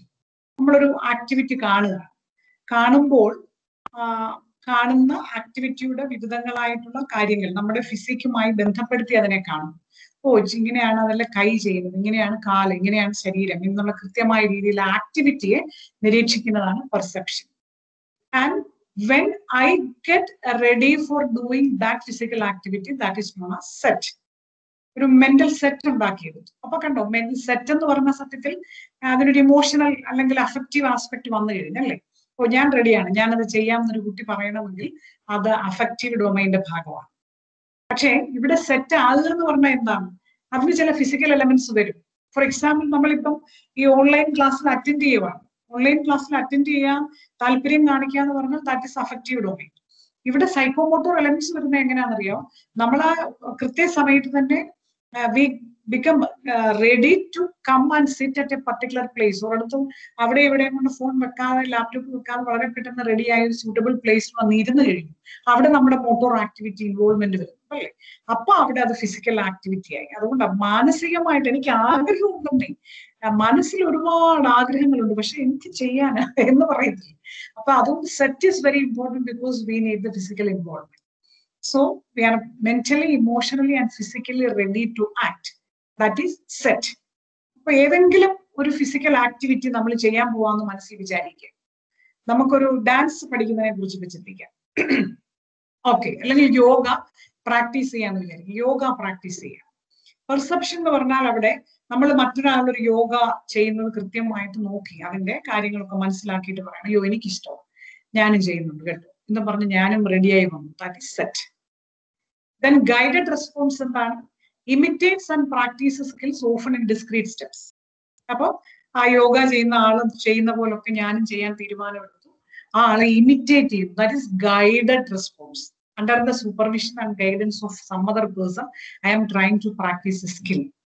ഏത് സ്കില്ല് വേണേലും ആകാം, ഡ്രൈവിംഗ്, സൈക്ലിംഗ്, ലബോറട്ടറി എക്സ്പെരിമെന്റ് വരെ ഇതിൻ്റെ അകത്ത് വരുന്ന ഭാഗങ്ങളാണ്. സോ അവിടെ ആണെങ്കിൽ എന്താണ് ഗൈഡഡ് റെസ്പോൺസ്, അവിടെ എന്താണ് സാർ ചെയ്യുന്നത് ഞാൻ നോക്കുവാണ്. മൾട്ടിപ്ലൈ ചെയ്ത് വേറൊരു പേര്. Yes. Okay. So that is guided response. We need initially to learn any skill, we need some guidance from some other people. എന്തായാലും ഒരാളെ കാണാതെ നമുക്കൊരു സ്കിൽ ഉണ്ടാക്കിയെടുക്കാൻ പ്രയാസമാണ്. അതുകൊണ്ടാണ് guided response. And then mechanism. What is mechanism? We try to perform the skill mechanically. നമുക്ക് ഇങ്ങനെയൊക്കെയാണല്ലേ, എന്നാൽ ഞാൻ ചെയ്തേക്കാം. നമ്മുടെ പക്ഷേ ഇവിടെ ഒരു പ്രശ്നം എന്താ പറയുക, നമ്മുടെ കോൺട്രിബ്യൂഷൻ ഒന്നും ഇല്ല. അതുകൊണ്ടാണ് മെക്കാനിക്കൽ എന്ന് പറയാൻ കാരണം. മറ്റേ ആൾ എന്ത് ചെയ്തോ അത് അതുപോലെ തന്നെ നോക്കി കുറച്ചൊക്കെ ചെയ്യാനായിട്ട് ശ്രമിക്കുന്നതാണ് മെക്കാനിസം. അയാൾ ഇതിന്റെ സ്റ്റെപ്പ് കാണിച്ചു, ഞാൻ ആ സ്റ്റെപ്പ് ചെയ്തു, അയാൾ അങ്ങനെ ചെയ്യാൻ പറഞ്ഞു, ഞാൻ ഇങ്ങനെ ചെയ്തു. That is mechanism. അടുത്ത സ്റ്റെപ്പ് ആവുമ്പോൾ കംപ്ലീറ്റ് ഫോർവേഡ് റെസ്പോൺസ്. അങ്ങനെയാണെങ്കിൽ ഒരു കാര്യം ചെയ്യാം, ഞാൻ ആദ്യം മുതൽ ഇതുപോലൊന്ന് ചെയ്ത് കാണിക്കട്ടെ. ഓട്ടോമാറ്റിക് ആയിട്ട് ഞാൻ അത് അതുപോലെ തന്നെ, അവിടെ നമ്മുടെ കോൺട്രിബ്യൂഷൻ ഒന്നും വരുന്നില്ല കേട്ടോ, just an imitation of same thing. അതുപോലെ തന്നെ ഇമിറ്റേറ്റ് ചെയ്ത് പക്ഷെ ഞാൻ ഒറ്റയ്ക്ക് ചെയ്യും. അതാണ് complete overt response. What is overt response? The response that is visible. Covert response ആണ് തിങ്കിങ് പ്രോസസ്, അത് പുറത്തു വരത്തില്ല. നമ്മുടെ ഉള്ളിലെ ചിന്തകൾക്കൊക്കെ പറയുന്ന പേരാണ് കവേർഡ് റെസ്പോൺസ്. ഉള്ളിൽ നമ്മൾ എന്തെല്ലാം പറഞ്ഞുകൊണ്ടിരിക്കുന്നല്ലേ, എല്ലാം പുറത്ത് പ്രകടിപ്പിക്കുന്നുണ്ടോ? ഇല്ലല്ലോ. So behavior has two aspects. One is the overt behavior and the covert behavior. നമ്മുടെ overt behavior എന്ന് പറഞ്ഞാൽ മറ്റുള്ളവർ കാണുന്ന നമ്മുടെ പെരുമാറ്റം. അത് പൊതുവെ വളരെ നല്ലതാണ് അല്ലേ, എന്നൊക്കെ പറഞ്ഞ് ചിരിച്ച് വളരെ സന്തോഷമായിട്ടൊക്കെ നമ്മൾ നിൽക്കും. അകത്തെ ബിഹേവിയർ ചിലപ്പം അങ്ങനെ ആയിരിക്കണമെന്നില്ല എല്ലായ്പ്പോഴും അല്ലെ. ഓവേർട്ട് ആൻഡ് കവേർഡ്, അതൊരു ഓവേർട്ട് കവേർഡ് ബിഹേവിയർ കോൺഫ്ലിക്റ്റ് നമ്മൾ പേഴ്സണൽ റിലേഷൻഷിപ്പിൽ നേരിടുന്ന ഏറ്റവും വലിയൊരു ചാലഞ്ചാണ്. നമ്മൾ കുറെ കഴിയുമ്പോൾ ചിലരെ കുറിച്ചൊക്കെ പറയും, അയ്യോ ഉള്ളിൽ ഇങ്ങനെയൊക്കെ ആയിരുന്നെന്ന് ആരറിഞ്ഞു, എനിക്ക് മനസ്സിലാക്കാൻ സമയം വളരെ വൈകിപ്പോയി കേട്ടോ എന്നൊക്കെ പറയും. എന്തുകൊണ്ടാണ്? The overt behaviour is entirely different from the covered behaviour. പുറമേ കാണിച്ചൊന്നും അകത്തുള്ള യഥാർത്ഥ പെരുമാറ്റങ്ങളായിരുന്നില്ല. അപ്പൊ അത് വളരെ പ്രധാനപ്പെട്ട ഒരു ബിഹേവിയറൽ ഒരു പ്രോബ്ലം ആയിട്ട് നമ്മൾ എപ്പോഴും കാണാറുള്ളതാണ് personal relationship. Okay. And the next step is I want to make modification according to the situation. That is adaptation. ഇതാണ് പിടികിട്ടി, യോഗ എന്താണെന്നുള്ള അത്യാവശ്യം കാര്യങ്ങളൊക്കെ പിടികിട്ടി. അങ്ങനെയാണെങ്കിൽ എനിക്കിപ്പം വേണം ഇതൊരു 10 മിനിറ്റ് സമയം ചെയ്താൽ മതി, അല്ലെ 5 മിനിറ്റ് സമയം ചെയ്താൽ മതി. I want to add my own contributions in this particular skill. That is adaptation. Dance ആണെങ്കിൽ ഈ കംപ്ലീറ്റ് ഓവേർഡ് റെസ്പോൺസ് വരെ എന്ന് പറഞ്ഞാൽ എന്ത് സംഭവിക്കും? മറ്റേ ആള് ചെയ്ത അതേ സ്റ്റെപ്പ് ഒക്കെ ഇട്ട് ഈ പാട്ടിനനുസരിച്ച് ഞാൻ ഡാൻസ് കളിച്ചുകൊണ്ടിരിക്കും. അഡാപ്റ്റേഷൻ ഉണ്ടെങ്കിൽ പിന്നെ എനിക്ക് പ്രശ്നമൊന്നുമില്ല, ഞാൻ ഈ സ്റ്റെപ്പ് തന്നെ ഇട്ട് വേറൊരു ഡാൻസ് കളിക്കും, പിന്നെ എനിക്ക് ഇതിന്റെ പകുതി സ്റ്റെപ്പ് ഇട്ടും ചെയ്യാൻ പറ്റും. That is adaptation. സാഹചര്യം അനുസരിച്ച് ഞാൻ പലതരത്തിലുള്ള അപ്ലൈ ചെയ്യും. And what is origination? If this is the skill, ഇങ്ങനെയാണ് ഈ സ്കില്ലെങ്കിൽ, now I know the different components of the skill, so I will create my own skill exhibition, skill display. അങ്ങനെയാണെങ്കിൽ ഞാൻ തന്നെ ഇനി എന്ത് ചെയ്യും? ഒരു പാട്ടൊക്കെ ഇട്ടിട്ട് ഞാനൊരു ഡാൻസ് അങ്ങ് കളിക്കും, അത് എന്റെ ഡാൻസ്. അങ്ങനെയാണെങ്കിൽ ഞാൻ തന്നെ യോഗയുടെ പുതിയ കുറെ കാര്യങ്ങളൊക്കെ നോക്കി പഠിച്ചിട്ട് for 15 minutes യോഗ ഒരു പാക്കേജ് ഞാൻ ഉണ്ടാക്കിയെടുക്കും 15 മിനിറ്റ് നേരത്തേക്ക്. That is origination. I am creating my own skill set. So this is the taxonomy of psychomotor domain according to Simpson. Appo noike, perception is the way by which we try to receive different sort of skill related behavior.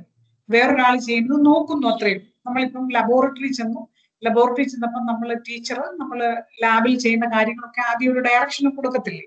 ആ സമയത്ത് കുട്ടിയിൽ ഉണ്ടാകേണ്ടതാണ് perception. കുട്ടി നമ്മളെ നോക്കി നമ്മൾ പറയുന്നൊക്കെ വെറുതെ കേട്ട് നിൽക്കുന്നേ ഉള്ളൂ. പക്ഷെ ദാറ്റ് ഇസ് പെർസെപ്ഷൻ. നേരത്തെ പറഞ്ഞ റിസീവിങ്ങിന് തുല്യമാണ് അല്ലെ? അവിടെ റിസീവ് ചെയ്യുന്നത് പറഞ്ഞപ്പോൾ തന്നെ കുട്ടി വെറുതെ ഇത് കേട്ട് ഇങ്ങനെയൊക്കെയാണ് ചെയ്യേണ്ടതല്ലേ, അതവിടെ ഇരിപ്പുണ്ട്, ആസിഡ് ഇവിടെ ഇരിപ്പുണ്ട്, ബേസ് ഇവിടെ ഇരിപ്പുണ്ട്, ടെസ്റ്റ് ട്യൂബ് ഇവിടെ ഇരിപ്പുണ്ട്, എല്ലാം കണ്ടു. Now what is said? Then I am ready to do the experiment. ഞാൻ അതിന് തയ്യാറായി. എനിക്ക് അവിടെ അനുവദിച്ചിരിക്കുന്ന ഒരു സ്ഥലമുണ്ട്, ആ സ്ഥലത്ത് പോയി ലബോറട്ടറി ഞാൻ കൃത്യമായിട്ട് നിൽക്കുന്നു. Set. What is guided response? I try to do activities according to the supervision of the teacher. Teacher പറയുന്ന കേട്ടിട്ട് ഞാൻ അവിടുന്ന് പറയുന്ന ഓരോ കാര്യങ്ങളൊക്കെ എടുത്ത് ചെയ്യാൻ തുടങ്ങും. മെക്കാനിസം ടീച്ചർ പറഞ്ഞ പോലെ തന്നെ ഞാൻ എൻ്റെ ബുക്കിൽ അതിന്റെ പ്രൊസീജിയർ ഒക്കെ എഴുതി വെച്ചിട്ടുണ്ട്. അതിന്റെ ടാബുലർ കോളംസ് ഒക്കെ ഉണ്ട്. അതൊക്കെ വെച്ച് വളരെ മെക്കാനിക്കലായിട്ട് അതിന് ചെയ്യാനായിട്ടൊരു പരിശ്രമം നടത്തുന്നു. അങ്ങനെ കംപ്ലീറ്റ് ഓവേർട്ട് റെസ്പോൺസ് തനിച്ച് അത് പൂർത്തിയാക്കാൻ ശ്രമിക്കുന്നു. അഡാപ്റ്റേഷൻ അടുത്ത ഒരു ലെവൽ എത്തുമ്പോഴാണ് കുട്ടിക്ക് മനസ്സിലാകുന്നത് ഇത്തരം ചില പ്രത്യേക സാഹചര്യങ്ങളിൽ ഇങ്ങനെയുള്ള ചേഞ്ചസ് ഒക്കെ വന്നേക്കാം. അത്തരം സാഹചര്യത്തിൽ ഞാൻ മനസ്സിലാക്കേണ്ട മറ്റു ചില കാര്യങ്ങൾ കൂടിയുണ്ട് എന്നൊക്കെ മനസ്സിലാക്കി കൃത്യമായ ഒരു സയന്റിഫിക് ആപ്റ്റിറ്റ്യൂഡ് ഡെവലപ്പ് ചെയ്യുന്ന കുട്ടി naturally he will try to devise his own experiments. He will try to make experiments based on different phenomena, and he will try to develop the scientific method of his own. That is Simpson taxonomy. So these are the 3 taxonomies, 3 domains of Bloom. Bloomന്റെ പേരിൽ തന്നെയാണ് ഇതെല്ലാം അറിയപ്പെടുന്നത്. ഇവിടെ Simpson, റേവ്, ഹാർലോ എന്നൊക്കെ പറഞ്ഞ പല ആൾക്കാരുടെ പേരിൽ സൈക്കോമോട്ടർ ഡൊമൈൻ വരുന്നുള്ളൂ. അങ്ങനെ പല ആൾക്കാരുടെ പേരിൽ വരാൻ കാരണം കോഗ്നിറ്റീവ് ഡൊമൈൻ, അഫക്റ്റീവ് ഡൊമൈൻ ഇതിനൊക്കെ ഇങ്ങനെയൊക്കെ എഴുതി വെച്ചാൽ കുറച്ചൊക്കെ ഒരു ക്ലാസ് റൂം കൃത്യമായി അതിനൊരു എവിഡൻസസ് എടുക്കാൻ പറ്റും. But when we come to psychomotor domain, it is not always possible to get evidences from the classroom itself. അതുകൊണ്ട് അതിന്റെ ഒരു ജനറലൈസേഷൻ എടുക്കുന്ന ബുദ്ധിമുട്ടുകൾ കൊണ്ടാണ് പലതരത്തിലുള്ള ടാക്സോണമി വരുന്നത്. What ever the nature of the taxonomy, the style of hierarchy, the hierarchical order is more or less same. എല്ലാം ഏകദേശം ഒരുപോലെയാണ്. തുടക്കത്തിൽ ആരെയൊക്കെ ഇമിറ്റേറ്റ് ചെയ്യുന്നു, അവസാനം സ്വന്തമായിട്ട് ചെയ്യുന്നു, സ്വന്തം നാച്ചുറൽ പെർഫോമൻസ് ആയിട്ട് വരുന്നു. അതാണ് എല്ലാ ഈ പറയുന്ന ഹൈറാർക്കിയുടെയും ഒരു ഫ്ലോ എന്ന് പറയുന്നത്. തുടക്കത്തിൽ നമുക്ക് മറ്റുള്ളവരുടെ സഹായം ആവശ്യമുണ്ട്, പിന്നീട് നാച്ചുറൽ ആയിട്ട് കാര്യങ്ങൾ ചെയ്യാനായിട്ട് പരിശ്രമിക്കുന്നു. So these are 3 taxonomies that comes in the 3 domains: cognitive, affective, psychomotor. Cognitive is related to intellectual capacities, affective is related to emotional aspects, and psychomotor domain is related with motor activities or physical activities, right? അങ്ങനെയാണെങ്കിൽ ഇത്രയും കാര്യങ്ങൾ ഏകദേശം നമുക്ക് മനസ്സിലായി. Yes, now analyse each activity and identify the domain. This an exercise for you. അപ്പൊ പേപ്പറിൽ ഒന്ന് കുറിച്ച് പോകണം, നമ്മൾ അതിന് ഡിസ്കസ് ചെയ്യും കേട്ടോ.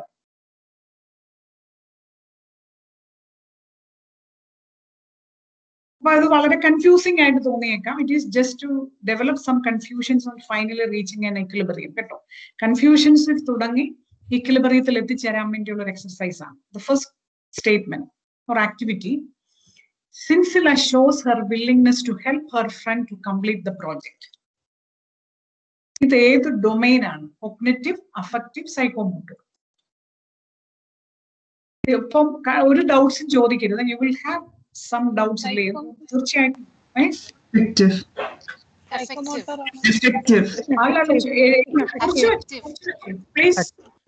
please don't say louder now. Please note down. നമ്മുടെ ഒരു ഡിസ്കഷൻ പിന്നാലെ ഉള്ളൂ. കൺഫ്യൂഷൻ വരും, പറയണ്ട. Note down please. Sinsila shows her willingness to help her friend to complete the project. അത് ഏത് ഡൊമൈൻ ആണ്? നിങ്ങളൊന്ന് നോട്ട് ചെയ്ത് വെച്ചാൽ മതി. ഒന്നാമത്തെ ഡൊമൈൻ ഏതാണ് നിങ്ങളുടെ ഒരു പെർസെപ്ഷൻ അനുസരിച്ച്. Second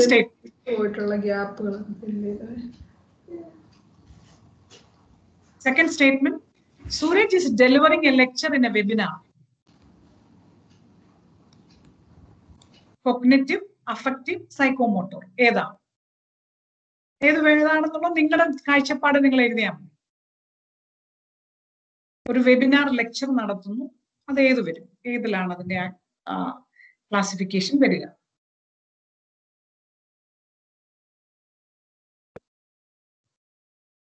third one: Justin is reading the novel Alchemist.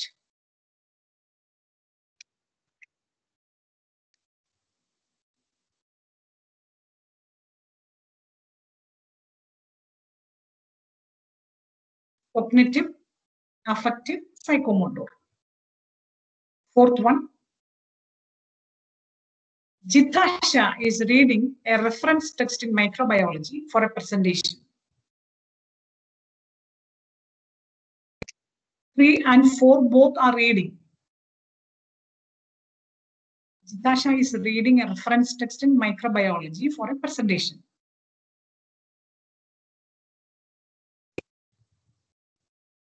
Fifth one, Ben is editing a video of his interview with Mohanlal.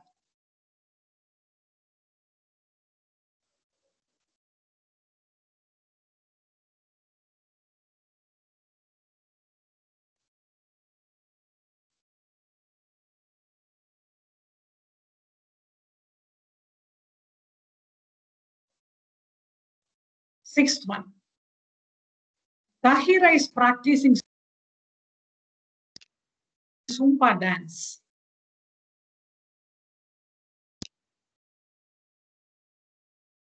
Seventh one, Vishaya is cleaning her home.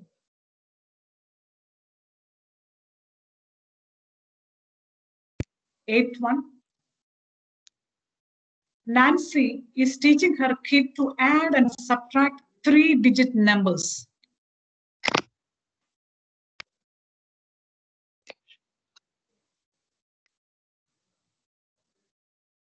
Nine, Louis is assisting students to complete the experiment in lab.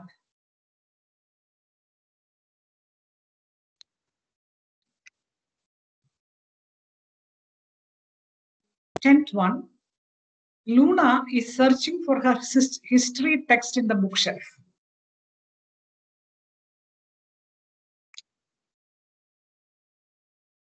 Now, let us discuss the answers. The first statement, first activity, Sinsila shows her willingness to help her friend to complete the project. എന്താണ് നിങ്ങളുടെ answer? Effective. Affective domain. Affective domain.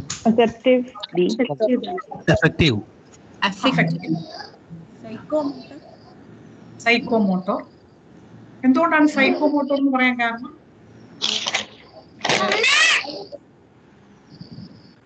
അമ്മയും മോൻ വിളിക്കുന്നുണ്ട്. Psychomotor എന്ന് പറയാൻ കാരണം എന്താണ്? He adapted the things. He's not only just a seeking, he adapted. Willingness to help her friends to complete the project. So whatever she learned and doing, practicing. Okay, practicing. So helping the project require any physical or the motor movement ഉണ്ടെങ്കിലല്ലേ നമ്മൾ psychomotor എന്ന് പറയാൻ പറ്റത്തുള്ളൂ. അല്ലേ? അത് ഉദ്ദേശിക്കുന്നുണ്ടോ എന്നുള്ളതാണ്. Otherwise if the teacher shows willingness to help her friend എന്ന് പറഞ്ഞാൽ that is clearly affective domain. അല്ലേ? അത് affective domain. നിങ്ങൾ പറഞ്ഞതനുസരിച്ച് affective domain ആണ്. പക്ഷെ ഇതിനെ cognitive psychomotor aspects നമുക്ക് ചേർക്കാം. എങ്ങനെയാണ്?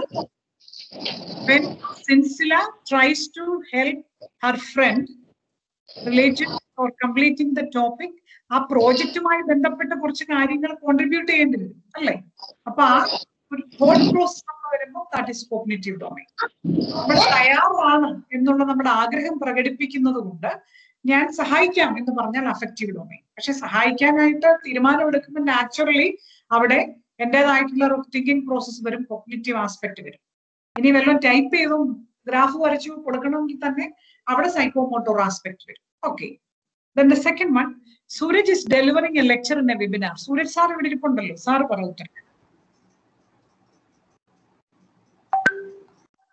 Hello. Yes, sir. Yes. Psychomotor. Psychomotor. Why you say that it's psychomotor? Because I think it's just physical, and there is cognitive also. Yes. Okay, so I think there it's difficult to differentiate, right? Yeah. It's very difficult to differentiate. When I am giving a lecture in a webinar, of course, my thought process are being shared there. So that is a cognitive process. At the same time, when I am attending a webinar or delivering a webinar, effectively that shows that I have good attitude and interest for that. So affective domain comes there. And if you use this laptop and all those things, then certain psychomotor activities also are integrated there. So while Suraj sir is delivering a lecture in a webinar, cognitive plus affective plus psychomotor components may come. or sometimes psychomotor നമുക്ക് മാറ്റി നിർത്താം, നമ്മളല്ലാതെ തന്നെ സംസാരിച്ചു വരും. Anyway minimum 2 components എങ്കിലും നമുക്ക് അവിടെ ഉൾപ്പെടുത്താൻ പറ്റും. Very good. Now Justin sir, Justin is reading the novel Alchemist. Sir വായിച്ചിട്ടുണ്ടോ Alchemist? Yes, ma'am. Okay. I think it is effective domain, but it also depends upon who that person is, like what is his emotional status. For example, if he is just a 6-year-old, he may be just cognitive. If he is reading a book, he may be just he may just recognize the words. So it is just a cognition, but the real essence of the story if he is understanding the real essence of the story, then it becomes effective domain. Not affective. It's not effective. Affective. Yes. Okay, yeah. Very good. Very good. So, yeah. Because it gives good feelings and emotions while we go through the novel Alchemist. So that is affective domain. At the same time, it has different cognitive components. If we get motivated through the novel, it's a part of our decision. That is cognitive domain. While a child reads simply for identifying or recognizing certain terminologies, that becomes a mere cognition. It becomes a part of the cognition. Very good answer. Now, Jitasha is reading a reference text in microbiology for a presentation. Teacher, please come. Jitasha, teacher. Is it cognitive and psychomotor? Yes. How does it become psychomotor? It is just a process of reading. Okay, it is cognitive. Yeah. So when reading only comes, it is cognitive process because we want to process the information for the presentation. So that is reading. That is cognitive domain. Ben is editing a video of his interview with Mohanlal. Ben sir, please. It depends on the position of the Ben. If he is just a technician, that is psychomotor, because he is obeying the order of an editor who is doing the cognitive work. So he himself is doing the work, then it comes both cognitive as well as psychomotive. And if he's an editor and giving instruction to the technician, then it becomes purely cognitive. Excellent answer. എല്ലാ ആസ്പെക്റ്റും എല്ലാ കാര്യങ്ങളും വളരെ കൃത്യമായിട്ട് പറഞ്ഞിരിക്കുകയാണ്. Just ഒരു technician എന്നുള്ള നിലയിൽ മാത്രമാണെങ്കിൽ അതിനൊരു സൈക്കോമോട്ടോർ കമ്പോണൻസ് മാത്രമേ വരുന്നുള്ളൂ അല്ലെ.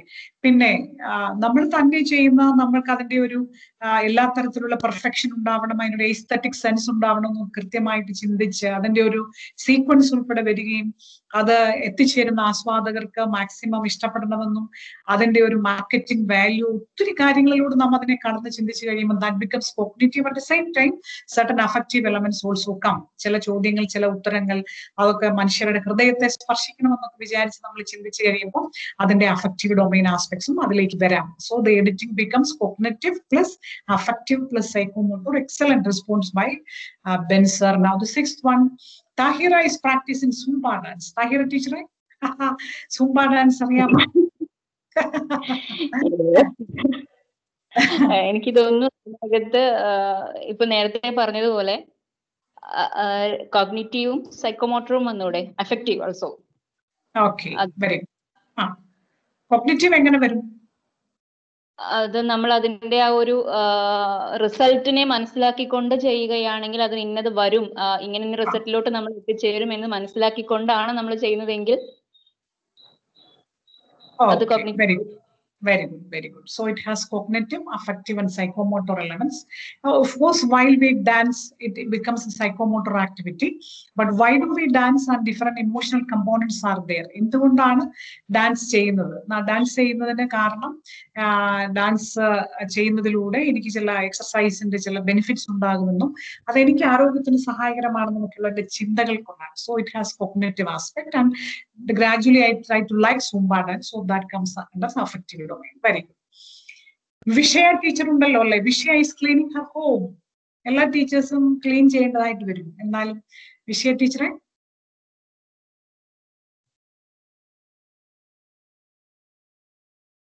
Not present here. വിഷയ എന്നുള്ള പേര് അങ്ങനെ തന്നെയാണോ? ആ പേര് കണ്ട് ഞാൻ ശ്രദ്ധിച്ചു കേട്ടോ. വിഷയ എന്നുള്ള പേര് ടീച്ചർ ഇവിടെ ഇല്ലാന്ന് തോന്നുന്നു. വിഷയ ഈസ് ക്ലീനിങ് ഹെർ ഹോം. എന്തൊക്കെ വരാം? Psychomotor. Simply അതെ, സൈക്കോമോട്ടർ ആക്ടിവിറ്റി ആണ്. നമ്മൾ ക്ലീൻ എനിക്ക് മാത്രമേ ഉള്ളൂ ജോലി. ഇപ്പോൾ നമ്മൾ ഇപ്പൊ തന്നെ 2 ദിവസമായിട്ട് എന്താണ് രാവിലെ 10 തൊട്ട് 11 വരെ ഇതിന്റെ മുമ്പിൽ, അത് കഴിഞ്ഞാൽ ഉടനെ അടുത്ത പണിയായി, അങ്ങനെയായി. അപ്പൊ നമ്മൾ കുറുകുറുത്തോണ്ട് അങ്ങനെ ചെയ്തുകൊണ്ടിരിക്കുകയാണെങ്കിൽ that is psychomotor activity. So how does it become a cognitive and എങ്ങനെ മാറ്റാം കോഗ്നിറ്റീവ് അഫക്റ്റീവ് എലമെന്റ്സ് എങ്ങനെ കൊണ്ടുവരാം അത് പറയാം. Cleaning the home simple psychomotor ആക്ടിവിറ്റിയാണ്. മാം, ക്ലീൻ ചെയ്ത് കിടക്കുമ്പോൾ കാണുന്ന ഒരു സന്തോഷം എന്ന് പറയുന്നത് ഒരു ഇമോഷണൽ ബൂസ്റ്റിംഗ് അപ്പ് ആണ്. You feel that it is tidy. That comes affective element. പിന്നെ കോഗ്നിറ്റീവ് എലമെന്റ്സ് വരുമോ? ആ ക്ലെൻലിനെസ് തന്നെ ഒരു വളരെ കൃത്യമായി scientific, for example I M A chemistry teacher. അപ്പോൾ ഐ ഹാവ് സ്പെസിഫിക്കേഷൻസ് എങ്ങനെ വേണം എന്നുള്ളത്. അപ്പൊ അത് ചിന്തിച്ചു തന്നെ നമ്മൾ ചെയ്യുന്നത് ക്ലീൻ ചെയ്യുന്ന സാധനങ്ങൾ എന്താണ് എന്ന് തീരുമാനിക്കുകയും അതെങ്ങനെ ഏത് രീതിയിൽ ക്ലീൻ ചെയ്താൽ ശരിയാകും എന്ന് തീരുമാനിക്കുകയും ചെയ്യുമ്പോൾ there comes an cognitive element. വളരെ കൃത്യമായിട്ട് പറഞ്ഞല്ലേ. ക്ലീനിങ് എന്ന് പറയുന്ന ഒരു കോവിഡ് കാലത്ത് ക്ലീനിങ് എന്ന് പറഞ്ഞാൽ അതിന് അതിൻ്റെതായിട്ടുള്ള specific chemicals. പ്രൊസീജിയറൽ. അപ്പൊ അതൊരു പ്രൊസീജിയറൽ നോളജ് ഉണ്ട് അല്ലേ? Yes. No, I was telling like if I'm keeping my home clean so that other members in my household they are also feeling good. Okay. Yes. So here comes affective plus cognitive components. വളരെ പ്രധാനപ്പെട്ട എല്ലാ എലമെന്റ്സും അവിടെ വരുവാണ് അല്ലേ? നമ്മൾ വെറുതെ ചിന്തിച്ചാൽ ഇതൊരു സൈക്കോമോട്ടർ ആക്ടിവിറ്റിയാണ്, ചുമ്മാ തൂത്തുവാരുക എന്ന് പറഞ്ഞു. നോ, അതിലെ മറ്റ് 2 കമ്പോണൻസും വളരെ കൃത്യമായിട്ട് ഇന്റഗ്രേറ്റ് ചെയ്തിരിക്കുന്നു. Now Nancy is teaching her kid to add and subtract 3-digit numbers. Nancy teacher ആയി പഠിപ്പിച്ചായിരുന്നു കുട്ടികളെ? അത് പഠിപ്പിക്കാറായോ? ടീച്ചർ ഉണ്ടോ? Nancy ma'am?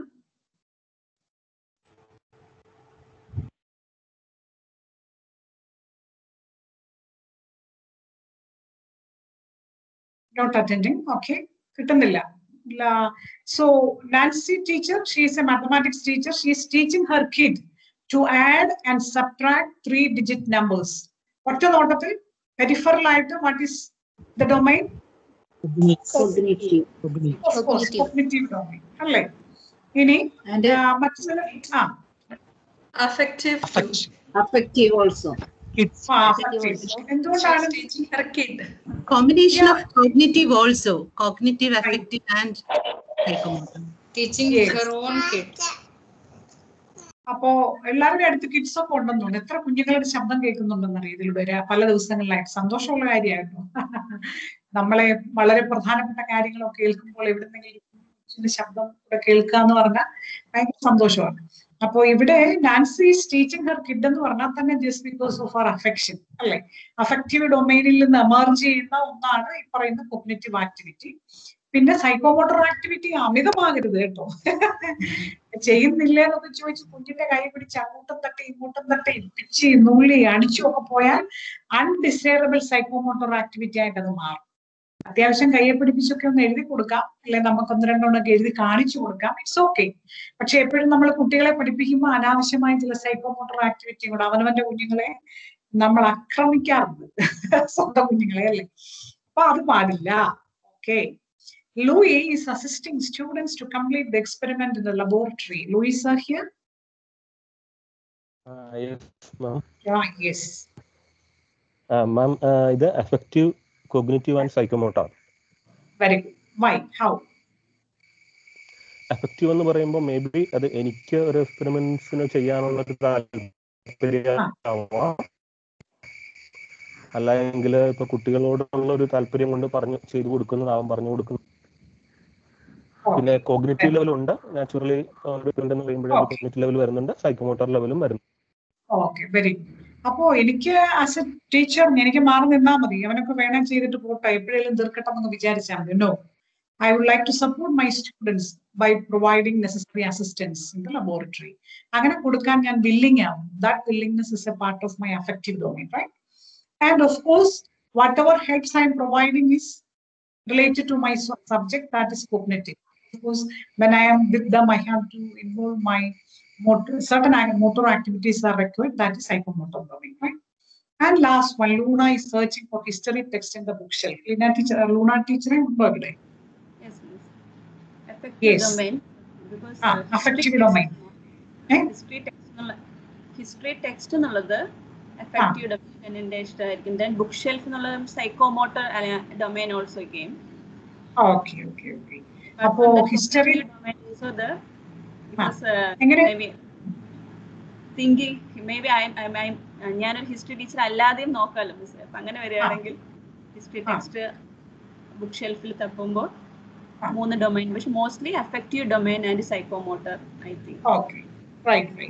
ചുമ്മാ തപ്പിക്കൊണ്ടിരുന്ന സൈക്കോമോട്ടർ ഡൊമൈൻ ആണ് അല്ലേ? വെറുതെ ഇങ്ങനെ പർപ്പസ് ഒരു തപ്പിക്കൊണ്ടേ ഇരിക്കുകയാണ്, എന്ത് ചെയ്യാ എന്ന് പറഞ്ഞ് നോക്കിക്കൊണ്ടേ ഇരുന്നാൽ സൈക്കോമോട്ടർ ഡൊമൈൻ. എനിക്ക് എന്റെ ഹിസ്റ്ററി ടെക്സ്റ്റ് കിട്ടിയേ ഒക്കത്തുള്ളൂ, അയ്യോ എനിക്കത് വായിച്ചേ പറ്റുള്ളൂ, then it is affective domain. Okay, so 2 domains come. So these are simple activities. നമ്മൾ എപ്പോഴും ചെയ്യുന്ന, എപ്പോഴും കാണുന്ന, എപ്പോഴും കേൾക്കുന്ന കൊച്ചു കാര്യങ്ങളിൽ എങ്ങനെയാണ് ബ്ലൂംസ് ടാക്സോണമിന്റെ ഡൊമൈൻ വരുന്നതെന്ന് നമ്മളൊന്ന് കാണുമായിരുന്നു. അപ്പൊ ഇത്ര ജനറലൈസ്ഡ് ആയിട്ടുള്ള കാര്യമാണ്. ഏതൊരു ക്ലാസ്സിൽ ഒരു കുട്ടി അപ്പൊ ചെയ്യുന്ന ഏത് കാര്യത്തിലും ഈ ഡൊമൈൻസിന്റെ ഒരു ഇന്ററാക്ഷൻ ഉണ്ട്. അപ്പൊ നമ്മുടെ ഒരു കൺക്ലൂഷൻ എന്താണ്? Cognition is essential for all activities. നമ്മൾ ഈ പറഞ്ഞ എല്ലാ കാര്യങ്ങൾക്കും യഥാർത്ഥത്തിൽ cognition ഇല്ലാതെ പറ്റത്തില്ല, തിങ്കിങ് ഇല്ലാതെ പറ്റത്തേ ഇല്ല. Affect makes choices and decisions regarding activities. What to do, where to do, when to do, all these are decided by our affective domain. And psychomotor activity become effective only when it is emerged from cognitive and affective components. നമ്മൾ പറയുന്ന ഒരു ചെടി നമുക്ക് നടാം, world environment ഡേയിൽ ഒരു ചെടി നടാമെന്ന് പറഞ്ഞാൽ സൈക്കോമോട്ടർ ആക്ടിവിറ്റിയാണ്. പക്ഷെ എവിടെ ചെടി നടണം, എവിടെ ഈ മരം നട്ടാൽ 10-20 വർഷം കഴിഞ്ഞാൽ ഇത് വളർന്നു മുകളിലോട്ട് വന്നാലും കുഴപ്പമൊന്നുമില്ലാതെ പോകാൻ പറ്റും എന്നുള്ള ഒരു വളരെ കൃത്യമായ വിഷനോട് നടണം. അതൊരു കോഗ്നിറ്റീവ് പ്രോസസ്സാണ്. ദെൻ അതിനൊരു കുഴിയെടുക്കുന്ന സമയത്ത് സ്വാഭാവികമായിട്ടും മണ്ണാണ്, മണ്ണിലൊക്കെ തൊട്ടാലോ എന്നൊക്കെ വിചാരിച്ച് എന്ന് പറഞ്ഞ് നിൽക്കുന്നതിന് പകരം അത് സ്നേഹിച്ച് സന്തോഷമായിട്ട് ആ കുഴിയൊക്കെ എടുത്ത് വളരെ ഇഷ്ടപ്പെട്ട് ആ ചെടി അവിടെ തന്നെ വളരണം എന്ന കൃത്യമായ ആഗ്രഹത്തോടു കൂടി ഈ മരം ഇവിടെ വളർന്ന ഫലം ആയി വരുന്ന ഒരു സമയത്തെ ഒന്ന് വിഷ്വലൈസ് ചെയ്ത് അതിന്റെ ഒരു എസ്തെറ്റിക് സെൻസും ഒക്കെ കൊണ്ടുകൊണ്ട് നമ്മൾ ചെയ്യുമ്പോഴാണ് അത് ഇഫക്റ്റീവ് ആകുന്നത്. അല്ലാത്തടത്തോളം എന്നാണ് ഒന്നുമല്ല. So the psychomotor activity, all psychomotor activity become effective when it is emerged from cognitive and affective components. And cognition is the basis of all activities. ചുമ്മാ ഒരു ഡാൻസ് കളിക്കാമെന്ന് വിചാരിച്ചാൽ ഡാൻസുകൾ കളിക്കുന്നതിനെ വിട്ടികളാണോ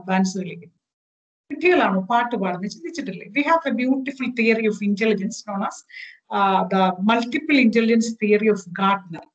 അത് നിങ്ങൾക്ക് വായിക്കാവുന്നതാണ്, വളരെ നല്ലത്. സ്വന്തം കുഞ്ഞുങ്ങളെ മനസ്സിലാക്കാനെങ്കിലും അത് ഉപകരിക്കും.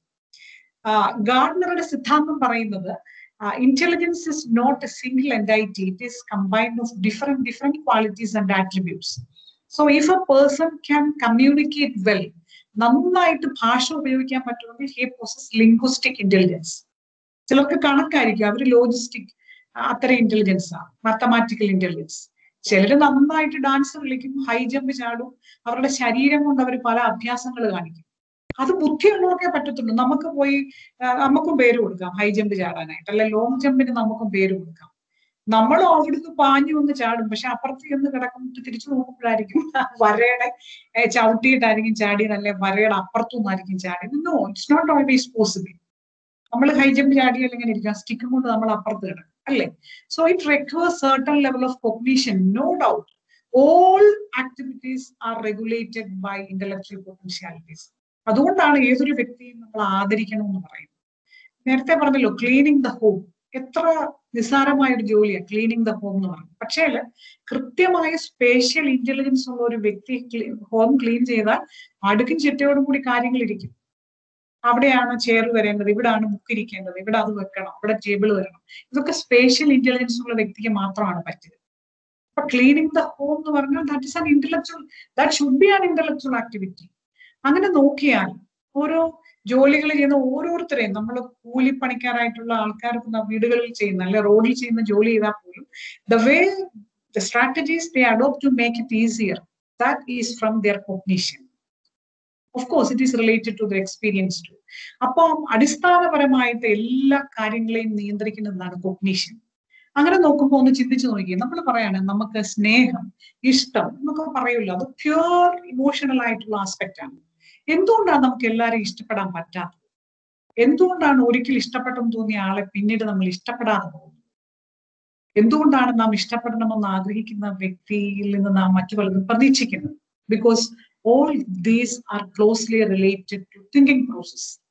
അങ്ങനെ ചിന്തയില്ലാത്ത ഇഷ്ടങ്ങളിലൊക്കെ വീണ് പോയിട്ടുണ്ടെങ്കിൽ അത് അപകടകരമാണെന്ന് നമുക്കറിയാമല്ലോ. So the basic fact that regulate all sort of emotions, all sort of psychomotor activity is cognition. ഇത് നമ്മൾ മനസ്സിലാക്കണം.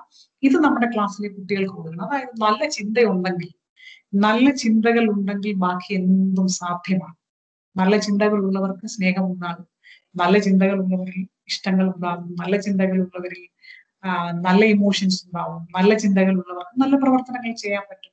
നല്ല ചിന്തകൾ ഇല്ലെങ്കിൽ നമുക്ക് നെഗറ്റീവ് ഇമോഷൻസ് വരും. നമ്മൾ ഡിപ്രസ്ഡ് ആകുക എന്നൊക്കെ പറഞ്ഞാൽ എന്താണ്? ചിന്തകളിൽ ഉണ്ടാകുന്ന വ്യതിചലനങ്ങളാണ്. അതുകൊണ്ടാണ് വലിയ വലിയ വലിയ മെഡിക്കൽ പ്രാക്ടീസസിൽ പോലും കോഗ്നിറ്റീവ് ഇന്റർവെൻഷൻ തെറാപ്പി എന്നൊക്കെ പറഞ്ഞാൽ ചിന്തകളിൽ ഉണ്ടാകുന്ന മാറ്റങ്ങളിലൂടെ നമുക്ക് എന്തും സാധ്യമാണ്. ഇമോഷണൽ വെൽനെസ്, ചില മാനസികമായ അസ്വാസ്ഥ്യങ്ങളൊക്കെ ഉണ്ടാകുമ്പോൾ എന്തുകൊണ്ടാണ് ചില മെഡിസിൻസ് കൊടുക്കുന്നത്? നമുക്ക് ടീച്ചർ മുമ്പേ പറഞ്ഞതുപോലെ പേഴ്സണൽ വെൽബീയിങ് എന്ന് പറയുന്ന പേഴ്സണൽ മെഡിസിൻസ്, ഓരോരുത്തർക്കും അവരവരുടേതായ മെഡിസിൻ വേണമെന്ന് ടീച്ചർ മുമ്പേ പറഞ്ഞായിരുന്നു അല്ലേ? അപ്പൊ അത് എന്തുകൊണ്ടാണ് മെഡിസിൻസ് കൊണ്ട് ഇമോഷണൽ ഇഷ്യൂസ് സോൾവ് ചെയ്യുന്നത്? എന്തുകൊണ്ടാണ്? Because when the chemicals of that tablets come to interact with our neurotransmitters, there comes the chemical equilibrium. എവിടെയോ ഒരു ചെറിയ ഇംബാലൻസ് ഉള്ളത് കൊണ്ടാണ് നമുക്ക് ചില ഇമോഷണൽ ഡിസ്റ്റർബൻസ് ഉണ്ടാകുന്നത്. പക്ഷേ when we use a tablet means it's a chemical combination that react with the neurotransmitters, which again are chemicals. So we get an equilibrium. അതുകൊണ്ട് ചില പ്രത്യേക മാനസിക പ്രശ്നങ്ങൾക്ക് ഒരു മെഡിസിൻ ഉണ്ട്, ടാബ്ലറ്റ് കഴിക്കണമെന്ന് പറഞ്ഞാൽ അതിലൊന്നും നാം ദുരഭിമാനം കാണിക്കേണ്ടതായിട്ടില്ല. This is necessary for regulating the cognition, for maintaining equilibrium of the cognition. So cognition is the base of everything.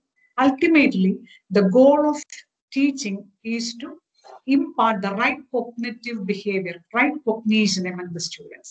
നല്ല ചിന്തകൾ കുട്ടികൾ ഉണ്ടാക്കി കൊടുക്കുക എന്നുള്ളതാണ് നമ്മുടെ ലക്ഷ്യം. അധ്യാപനത്തിന്റെ ധർമ്മം എന്ന് പറയുന്ന അതാണ്. അപ്പോൾ ഇതുവരെ പറഞ്ഞ കാര്യങ്ങൾ ബ്ലൂമിന്റെ ടാക്സോണമിയിൽ എത്രയൊക്കെ ഡൊമൈൻ ഉണ്ടെന്ന് പറഞ്ഞാലും എന്തൊക്കെ ഉണ്ടെന്ന് പറഞ്ഞാലും ബേസിക്കലി നാം മനസ്സിലാക്കേണ്ടത് നമ്മുടെ ജോലി എന്താ? സത്യം പറഞ്ഞാൽ നമ്മൾ എന്താ ചെയ്തുകൊണ്ടിരിക്കുന്നത്? നമുക്ക് ആരെങ്കിലും അഫക്റ്റീവ് ട്രെയിനിങ്ങും സൈക്കോമോട്ടോ ട്രെയിനിങ്ങും ഒക്കെ തന്നിട്ടുണ്ടോ? ഇല്ല. നമ്മൾ വായിക്കുന്നു, നമ്മൾ ചിന്തിക്കുന്നു, നമ്മൾ കുട്ടികളിലേക്ക് ചിന്തകൾ കൊടുക്കുന്നു, കുട്ടികളെ ചിന്തകരാക്കി മാറ്റുന്നു, നല്ല ചിന്തകളുള്ള കുട്ടികളെ ഉണ്ടാക്കിയെടുക്കുന്നു. സോ അടിസ്ഥാനപരമായിട്ട് this cognitive skill is very important and cognitive process are essential in a classroom. അതാണ് നമ്മൾ ഇത്രയും കാര്യങ്ങളിലൂടെ മനസ്സിലാക്കേണ്ടത്. അതുകൊണ്ട് ഇത്രയും ടാക്സോണമിയുമായി ബന്ധപ്പെട്ട് പറഞ്ഞു വന്ന കാര്യങ്ങളുടെ ഒരു കൺക്ലൂഷൻ എന്ന് പറയുന്ന ഇതാണ്. All these 3 domains, cognitive, affective and psychomotor, overlap each other. അങ്ങനെയാണെങ്കിൽ നമുക്ക് നാളത്തേക്ക് 2 ടാസ്ക് ഉണ്ട്. ഒരു task analyse the following situations and find ways to link 3 domains in each situation. വളരെ എളുപ്പമാണ്. റീഡിങ് എ ന്യൂസ് പേപ്പർ, ഒരു ന്യൂസ് പേപ്പർ വായിക്കുന്നു, അതിൽ എങ്ങനെ ഈ 3 ഡൊമൈനും കൃത്യമായിട്ട് ഇന്റഗ്രേറ്റ് ചെയ്യാൻ പറ്റും. Second one, preparing biryani. അപ്പൊ ഒരു കാര്യം ചെയ്യാം, 2 ടാസ്ക് ഉണ്ട്. ടാസ്ക് 1 നമുക്ക് 5 മിനിറ്റോട് ഉള്ളത് കൊണ്ട് ടാസ്ക് 1 ഇപ്പൊ തന്നെ ഡിസ്കസ് ചെയ്തേക്കാം. Reading a newspaper, how does it become cognitive, affective and psychomotor? Please come. ഒരു പത്രം വായിക്കുന്നതിൽ ഈ 3 ഡൊമൈനും എങ്ങനെ കൊണ്ടുവരാൻ പറ്റും? അഫക്റ്റീവ് ഡൊമൈൻ ഒരു ആറ്റിറ്റ്യൂഡ് ആയിട്ടുണ്ട്. നമ്മൾ ന്യൂസ് റീഡിങ് എന്ന നമ്മുടെ ഒരു ആറ്റിറ്റ്യൂഡ് ആകുമ്പോൾ നമ്മൾ പേപ്പർ വായിക്കാം. അഫക്റ്റീവ് ഡൊമൈൻ എന്ന് പറയും. ആ ഒരു പ്രോസസ് വരുന്നത് സൈക്കോമോട്ടോ എന്നും പേപ്പർ ഒരു സ്ഥലത്തിരുന്ന് വായിക്കാൻ നമ്മളൊരു ചിന്തനം ഉണ്ടാവുന്നില്ല. കോഗ്നിറ്റീവ് തീർച്ചയായും വേണം. കാരണം ഇൻട്രസ്റ്റ് ഇല്ലാതെ അല്ലെങ്കിൽ നമ്മൾ ആ തിങ്കിങ് പ്രോസസ് ഇല്ലാതെ ആ ഇന്റലക്ച്വൽ ഒരു വായിക്കാനോ അല്ലെങ്കിൽ മനസ്സിലാക്കാനുള്ള ഒരു ഇതില്ലാതെ നമുക്കത് സാധിക്കത്തില്ല. അപ്പൊ 3 ഡൊമൈനും. Okay, nice answer. Anything else? മറ്റാർക്കെങ്കിലും എന്തെങ്കിലും ഡിഫറെന്റ് വ്യത്യസ്തമായിട്ട് എന്തെങ്കിലും ഇതിനോട് ചേർക്കാനുണ്ടോ? ഇപ്പൊ പറഞ്ഞത് ശരി, അതിന്റെ കൂടെ ആക്ച്വലി ആ ന്യൂസ് ആർട്ടിക്കിൾസ് നമ്മളെ അഫക്ട് ചെയ്യുന്ന, അതായത് അത് നമ്മൾ ഒത്തിരി ഇമോഷണൽ ആയിട്ട് ആൾക്കാർ പല രീതിയിൽ ആണല്ലോ ആർട്ടിക്കിൾസ് നമ്മളെ അഫക്ട് ചെയ്യുന്നത്. അതുകൊണ്ട് ഉറപ്പായിട്ടും അഫക്റ്റീവ് ഡൊമൈൻ വളരെ സ്ട്രോങ് ആയിട്ടുണ്ടാവും. പിന്നെ അണ്ടർസ്റ്റാൻഡിങ് എന്ന് പറയുന്ന പാർട്ടിൽ കോഗ്നിറ്റീവും ഉണ്ടാവും. Psychomotor of course reading process ഒരു സൈക്കോമോട്ടർ കാര്യമാണല്ലോ. മറ്റെന്തെങ്കിലും? വായിക്കുന്ന ആളുകളെ, വായിക്കുന്ന വ്യക്തിയെ ഡിപ്പെൻഡ് ചെയ്തിരിക്കും. ഇപ്പോൾ ഒരു സിവിൽ സർവീസിന് പ്രിപ്പയർ ചെയ്യുന്ന ഒരു വ്യക്തിയാണ് ആ ന്യൂസ് പേപ്പർ വായിക്കുന്നതെങ്കിൽ his or her perceptions what he gets from the newspaper will be based on what he actually needs. അപ്പൊ അതൊരു കോഗ്നിറ്റീവ് ലെവലിലുള്ള ഒരു പ്രിപ്പറേഷൻ ലെവലിലേക്കായിരിക്കും അത്. പിന്നെ അതിന്റെ കൂടെ എഫക്റ്റീവ് ഡെഫിനറ്റ്ലി ടീച്ചേഴ്സ് നേരത്തെ പറഞ്ഞ മാതിരി ഒരു ആക്സിഡന്റിന്റെ ന്യൂസ് വായിക്കുന്നതും ഒരു എന്തെങ്കിലും ദാരുണമായ സംഭവങ്ങൾ വായിക്കുമ്പോഴും കിട്ടുന്ന ഒരു ഇമോഷണൽ പുൾ എന്ന് പറയുന്നത് അത് that is definitely effective level. Of course, psychomotor is there. Very good. Beautiful answer. Then, മറ്റെന്തെങ്കിലും? ചില ആൾക്കാരെ ശ്രദ്ധിച്ചിട്ടില്ലേ, ഈ ന്യൂസ് പേപ്പർ വായിച്ചിട്ട് പത്രം വന്ന പോലെയാണ് വായിച്ചു കഴിയുമ്പോൾ പത്രം കിടക്കുന്നത്. അവരുടെ ചില സൈക്കോമോട്ടോർ സ്കിൽസ് ഒക്കെ പേപ്പറിൽ വന്നു കഴിയും അല്ലേ? വായിച്ചു കഴിഞ്ഞ പത്രം വന്ന പോലെ മടക്കി കൃത്യമായിട്ട് വെക്കുന്ന ചില ആൾക്കാരെ കണ്ടിട്ടില്ലേ? They are highly skilled in doing that. കൃത്യമായിട്ട് എത്ര ഭംഗിയായിട്ട് മടക്കി വെക്കുന്നത് കണ്ടിട്ടില്ലേ? അതൊരു സൈക്കോമോട്ടോർ സ്കില്ലാണ്. വേറെ ചിലരൊക്കെ പത്രം വായിച്ചാൽ അകത്തൊരു പേജ് ഒരിടത്ത് കിടക്കും, പുറത്തെ പേജ് വേറൊരിടത്ത് കിടക്കും അല്ലേ? അപ്പൊ അങ്ങനെയല്ലാതെ വായിച്ചു കഴിഞ്ഞിട്ട് കൃത്യമായി ആ പേപ്പറിന്റെ ഓർഡറിൽ തന്നെ അത് മടക്കി വെക്കുന്നത് പോലും സൈക്കോമോട്ടോർ സ്കില്ലാണ്. ഒരു കുട്ടി ബുക്കിൽ ഒരു സ്കെയിൽ ഉപയോഗിച്ചൊരു വര വരച്ചാൽ അതൊരു സൈക്കോമോട്ടോർ സ്കില്ലാണ്. നമുക്ക് ആ വളരെ ചൈൽഡ്ഹുഡിൽ തന്നെ തിരിച്ചറിയാൻ പറ്റും ഈ സൈക്കോമോട്ടോർ സ്കില്ലിൽ കുട്ടികൾക്കുള്ള ഒരു എത്രമാത്രം ഒരു പ്രൊഫിഷ്യൻസി ഉണ്ടെന്നുള്ളത്. നമുക്കത് ഇതുപോലെ സ്കെയിലും പെൻസിലും കൊടുത്തിട്ട് ഒന്ന് വരയ്ക്കാൻ പറയാം. നമുക്കിപ്പം 1-ലോ 2-ലോ അല്ലെ നഴ്സറിയിലോ ഒക്കെ പഠിക്കുന്ന കുട്ടിയുണ്ടെങ്കിൽ അവർക്ക് അവിടെ തൊട്ടേ നമുക്ക് കൃത്യമായിട്ട് അറിയാം. ഇവർക്ക് ഈ ചില എഞ്ചിനീയറിംഗ് സ്റ്റീൽസ് കൊണ്ടൊന്നും അവിടുന്ന് തിരിച്ചറിയാൻ പറ്റും. ഞാൻ എൻ്റെ ഒരു എക്സാമ്പിൾ പറയാം. എൻ്റെ മകൻ 12th കഴിയുന്നിടം വരെയും ഈ സ്കെയിലും പെൻസിലും ഉപയോഗിച്ച് ഒരു സ്ട്രെയിറ്റ് ലൈൻ വരയ്ക്കാൻ അറിയത്തില്ലായിരുന്നു. അപ്പൊ ഞാൻ അങ്ങനെ ഒരാളെ കൊണ്ട് അവനോട് സയൻസ് എടുത്ത് പഠിക്കാൻ എന്ന് പറയുന്നത് ഒരിക്കലും ശരിയല്ല, ഒരിക്കലും പറ്റില്ല. പക്ഷെ ഈ ഫിംഗേഴ്സ് ഒക്കെ വെച്ച് വളരെ രസകരമായ ഒത്തിരി എക്സർസൈസ് ഒക്കെ ചെയ്യും. ആർക്കും ചെയ്യാൻ പറ്റാത്ത ഒരുപാട് ആംഗ്യങ്ങളൊക്കെ ഈ ഫിംഗേഴ്സ് വെച്ച് ചെയ്യും. പക്ഷെ ഒരിക്കലും ഇന്നോളം പിന്നെ ഒരു സ്ട്രെയിറ്റ് ലൈൻ വരയ്ക്കാനായിട്ട് അവന് കഴിഞ്ഞിട്ടില്ല. അപ്പൊ വളരെ നേരത്തെ തന്നെ ഒരു 6th 7th ഒക്കെ ആയപ്പോ തന്നെ എനിക്ക് മനസ്സിലായി ഒരിക്കലും സയൻസ് പഠിപ്പിക്കാനായിട്ട് വിടാൻ പറ്റത്തില്ലെന്നുള്ളത്. സയൻസിന് മാർക്ക് കിട്ടാറുണ്ട്, കാരണം ഞാൻ എന്തൊക്കെ പറഞ്ഞു കൊടുക്കുന്നു അതൊക്കെ പോയി എഴുതും, അല്ലാതെ ഒരു സയന്റിഫിക് ആപ്റ്റിറ്റ്യൂഡ് ഒന്നുമില്ല. പക്ഷെ നല്ല ഒരു സോഷ്യൽ സയൻസിനോട് നല്ല ആപ്റ്റിറ്റ്യൂഡ് ഉണ്ട്, നന്നായിട്ട് വായിക്കും, ലോകകാര്യങ്ങൾ ശ്രദ്ധിക്കുകയൊക്കെ ചെയ്യുന്ന ആളായിരുന്നു. അതുകൊണ്ട് 10th കഴിഞ്ഞപ്പോൾ ഞാൻ ഈ ഹ്യൂമാനിറ്റീസിൽ പഠിക്കാനായിട്ട് വിട്ടു. അത് കഴിഞ്ഞിട്ട് ഇപ്പൊ ഡിഗ്രി എക്കണോമിക്സ്, പൊളിറ്റിക്സ്, സോഷ്യോളജി എടുത്ത് പഠിക്കുകയാണ് ബാംഗ്ലൂർ സെന്റ് ജോസഫ്സ് കോളേജില്. അത് സത്യത്തിൽ ഈ ഒരു വളരെ പ്രധാനപ്പെട്ട ഒരു ഐഡന്റിഫിക്കേഷൻ ചൈൽഡ്ഹുഡിൽ തന്നെ എനിക്ക് മനസ്സിലാക്കാൻ പറ്റിയതുകൊണ്ടാണ്. അപ്പൊ അത് നമുക്ക് മനസ്സിലാക്കാൻ പറ്റും. സൈക്കോമോട്ടോർ സ്കില്ലിൽ ഓറിയന്റഡ് അല്ലാത്ത കുട്ടികളെ നമ്മൾ എഞ്ചിനീയറിംഗ് റിലേറ്റഡ് ഫീൽഡിലൊന്നും വിട്ടാൽ അവർക്ക് ഒരിക്കലും സക്സസ്ഫുൾ ആകാൻ പറ്റത്തില്ല. And for taking subjects like zoology, botany too, അതിലൊന്നും അവർക്ക് ഭയങ്കരമായ ഡിഫിക്കൽട്ടീസ് ഫീൽ ചെയ്യും. അപ്പോൾ ഇത്തരത്തിലുള്ള കാര്യങ്ങൾ വളരെ നേരത്തെ തന്നെ നമുക്ക് മനസ്സിലാക്കിയാൽ കുട്ടികൾക്ക് ഇഷ്ടപ്പെട്ട മറ്റ് സ്കിൽസിലൂടെ അവരെ നമുക്ക് ഓറിയന്റ് ചെയ്യാനായിട്ട് പറ്റും. Then next come preparing biryani. 3ഉം കൂടെ എങ്ങനെ ലിങ്ക് ചെയ്യാൻ പെട്ടെന്ന് പറയൂ. 3:31 ആയി time.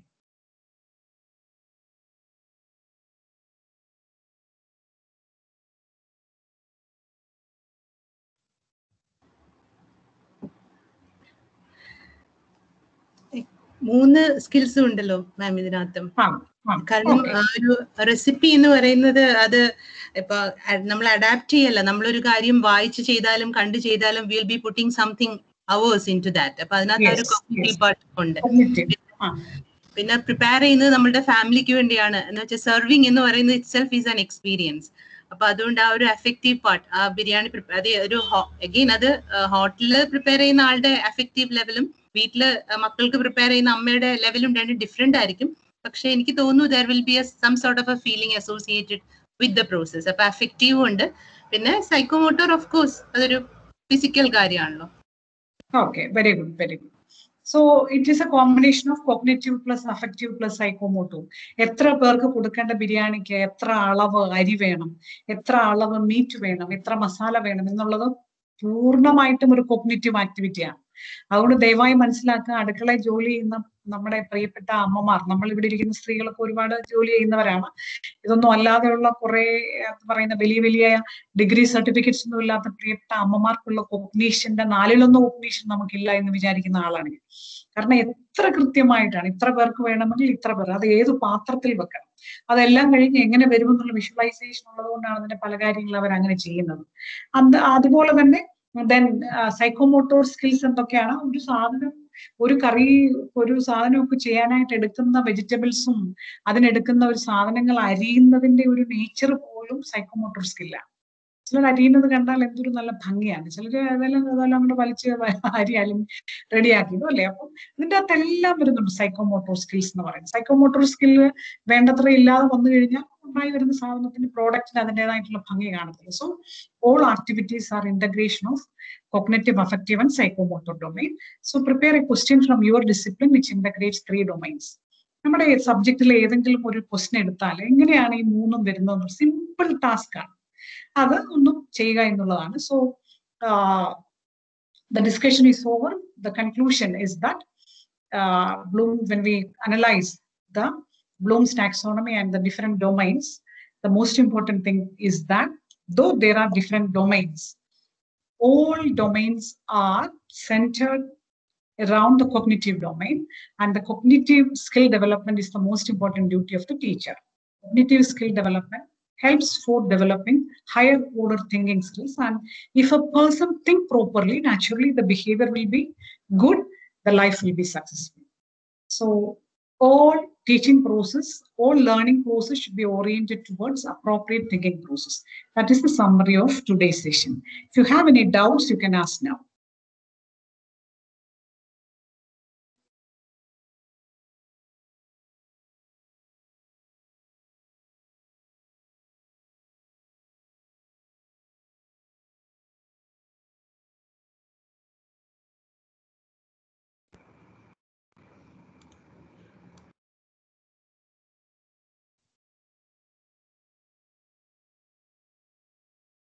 Okay, no problem.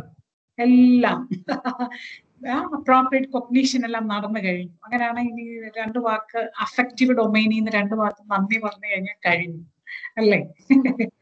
Yes, please. Thank you, ma'am. I'm supposed to do that.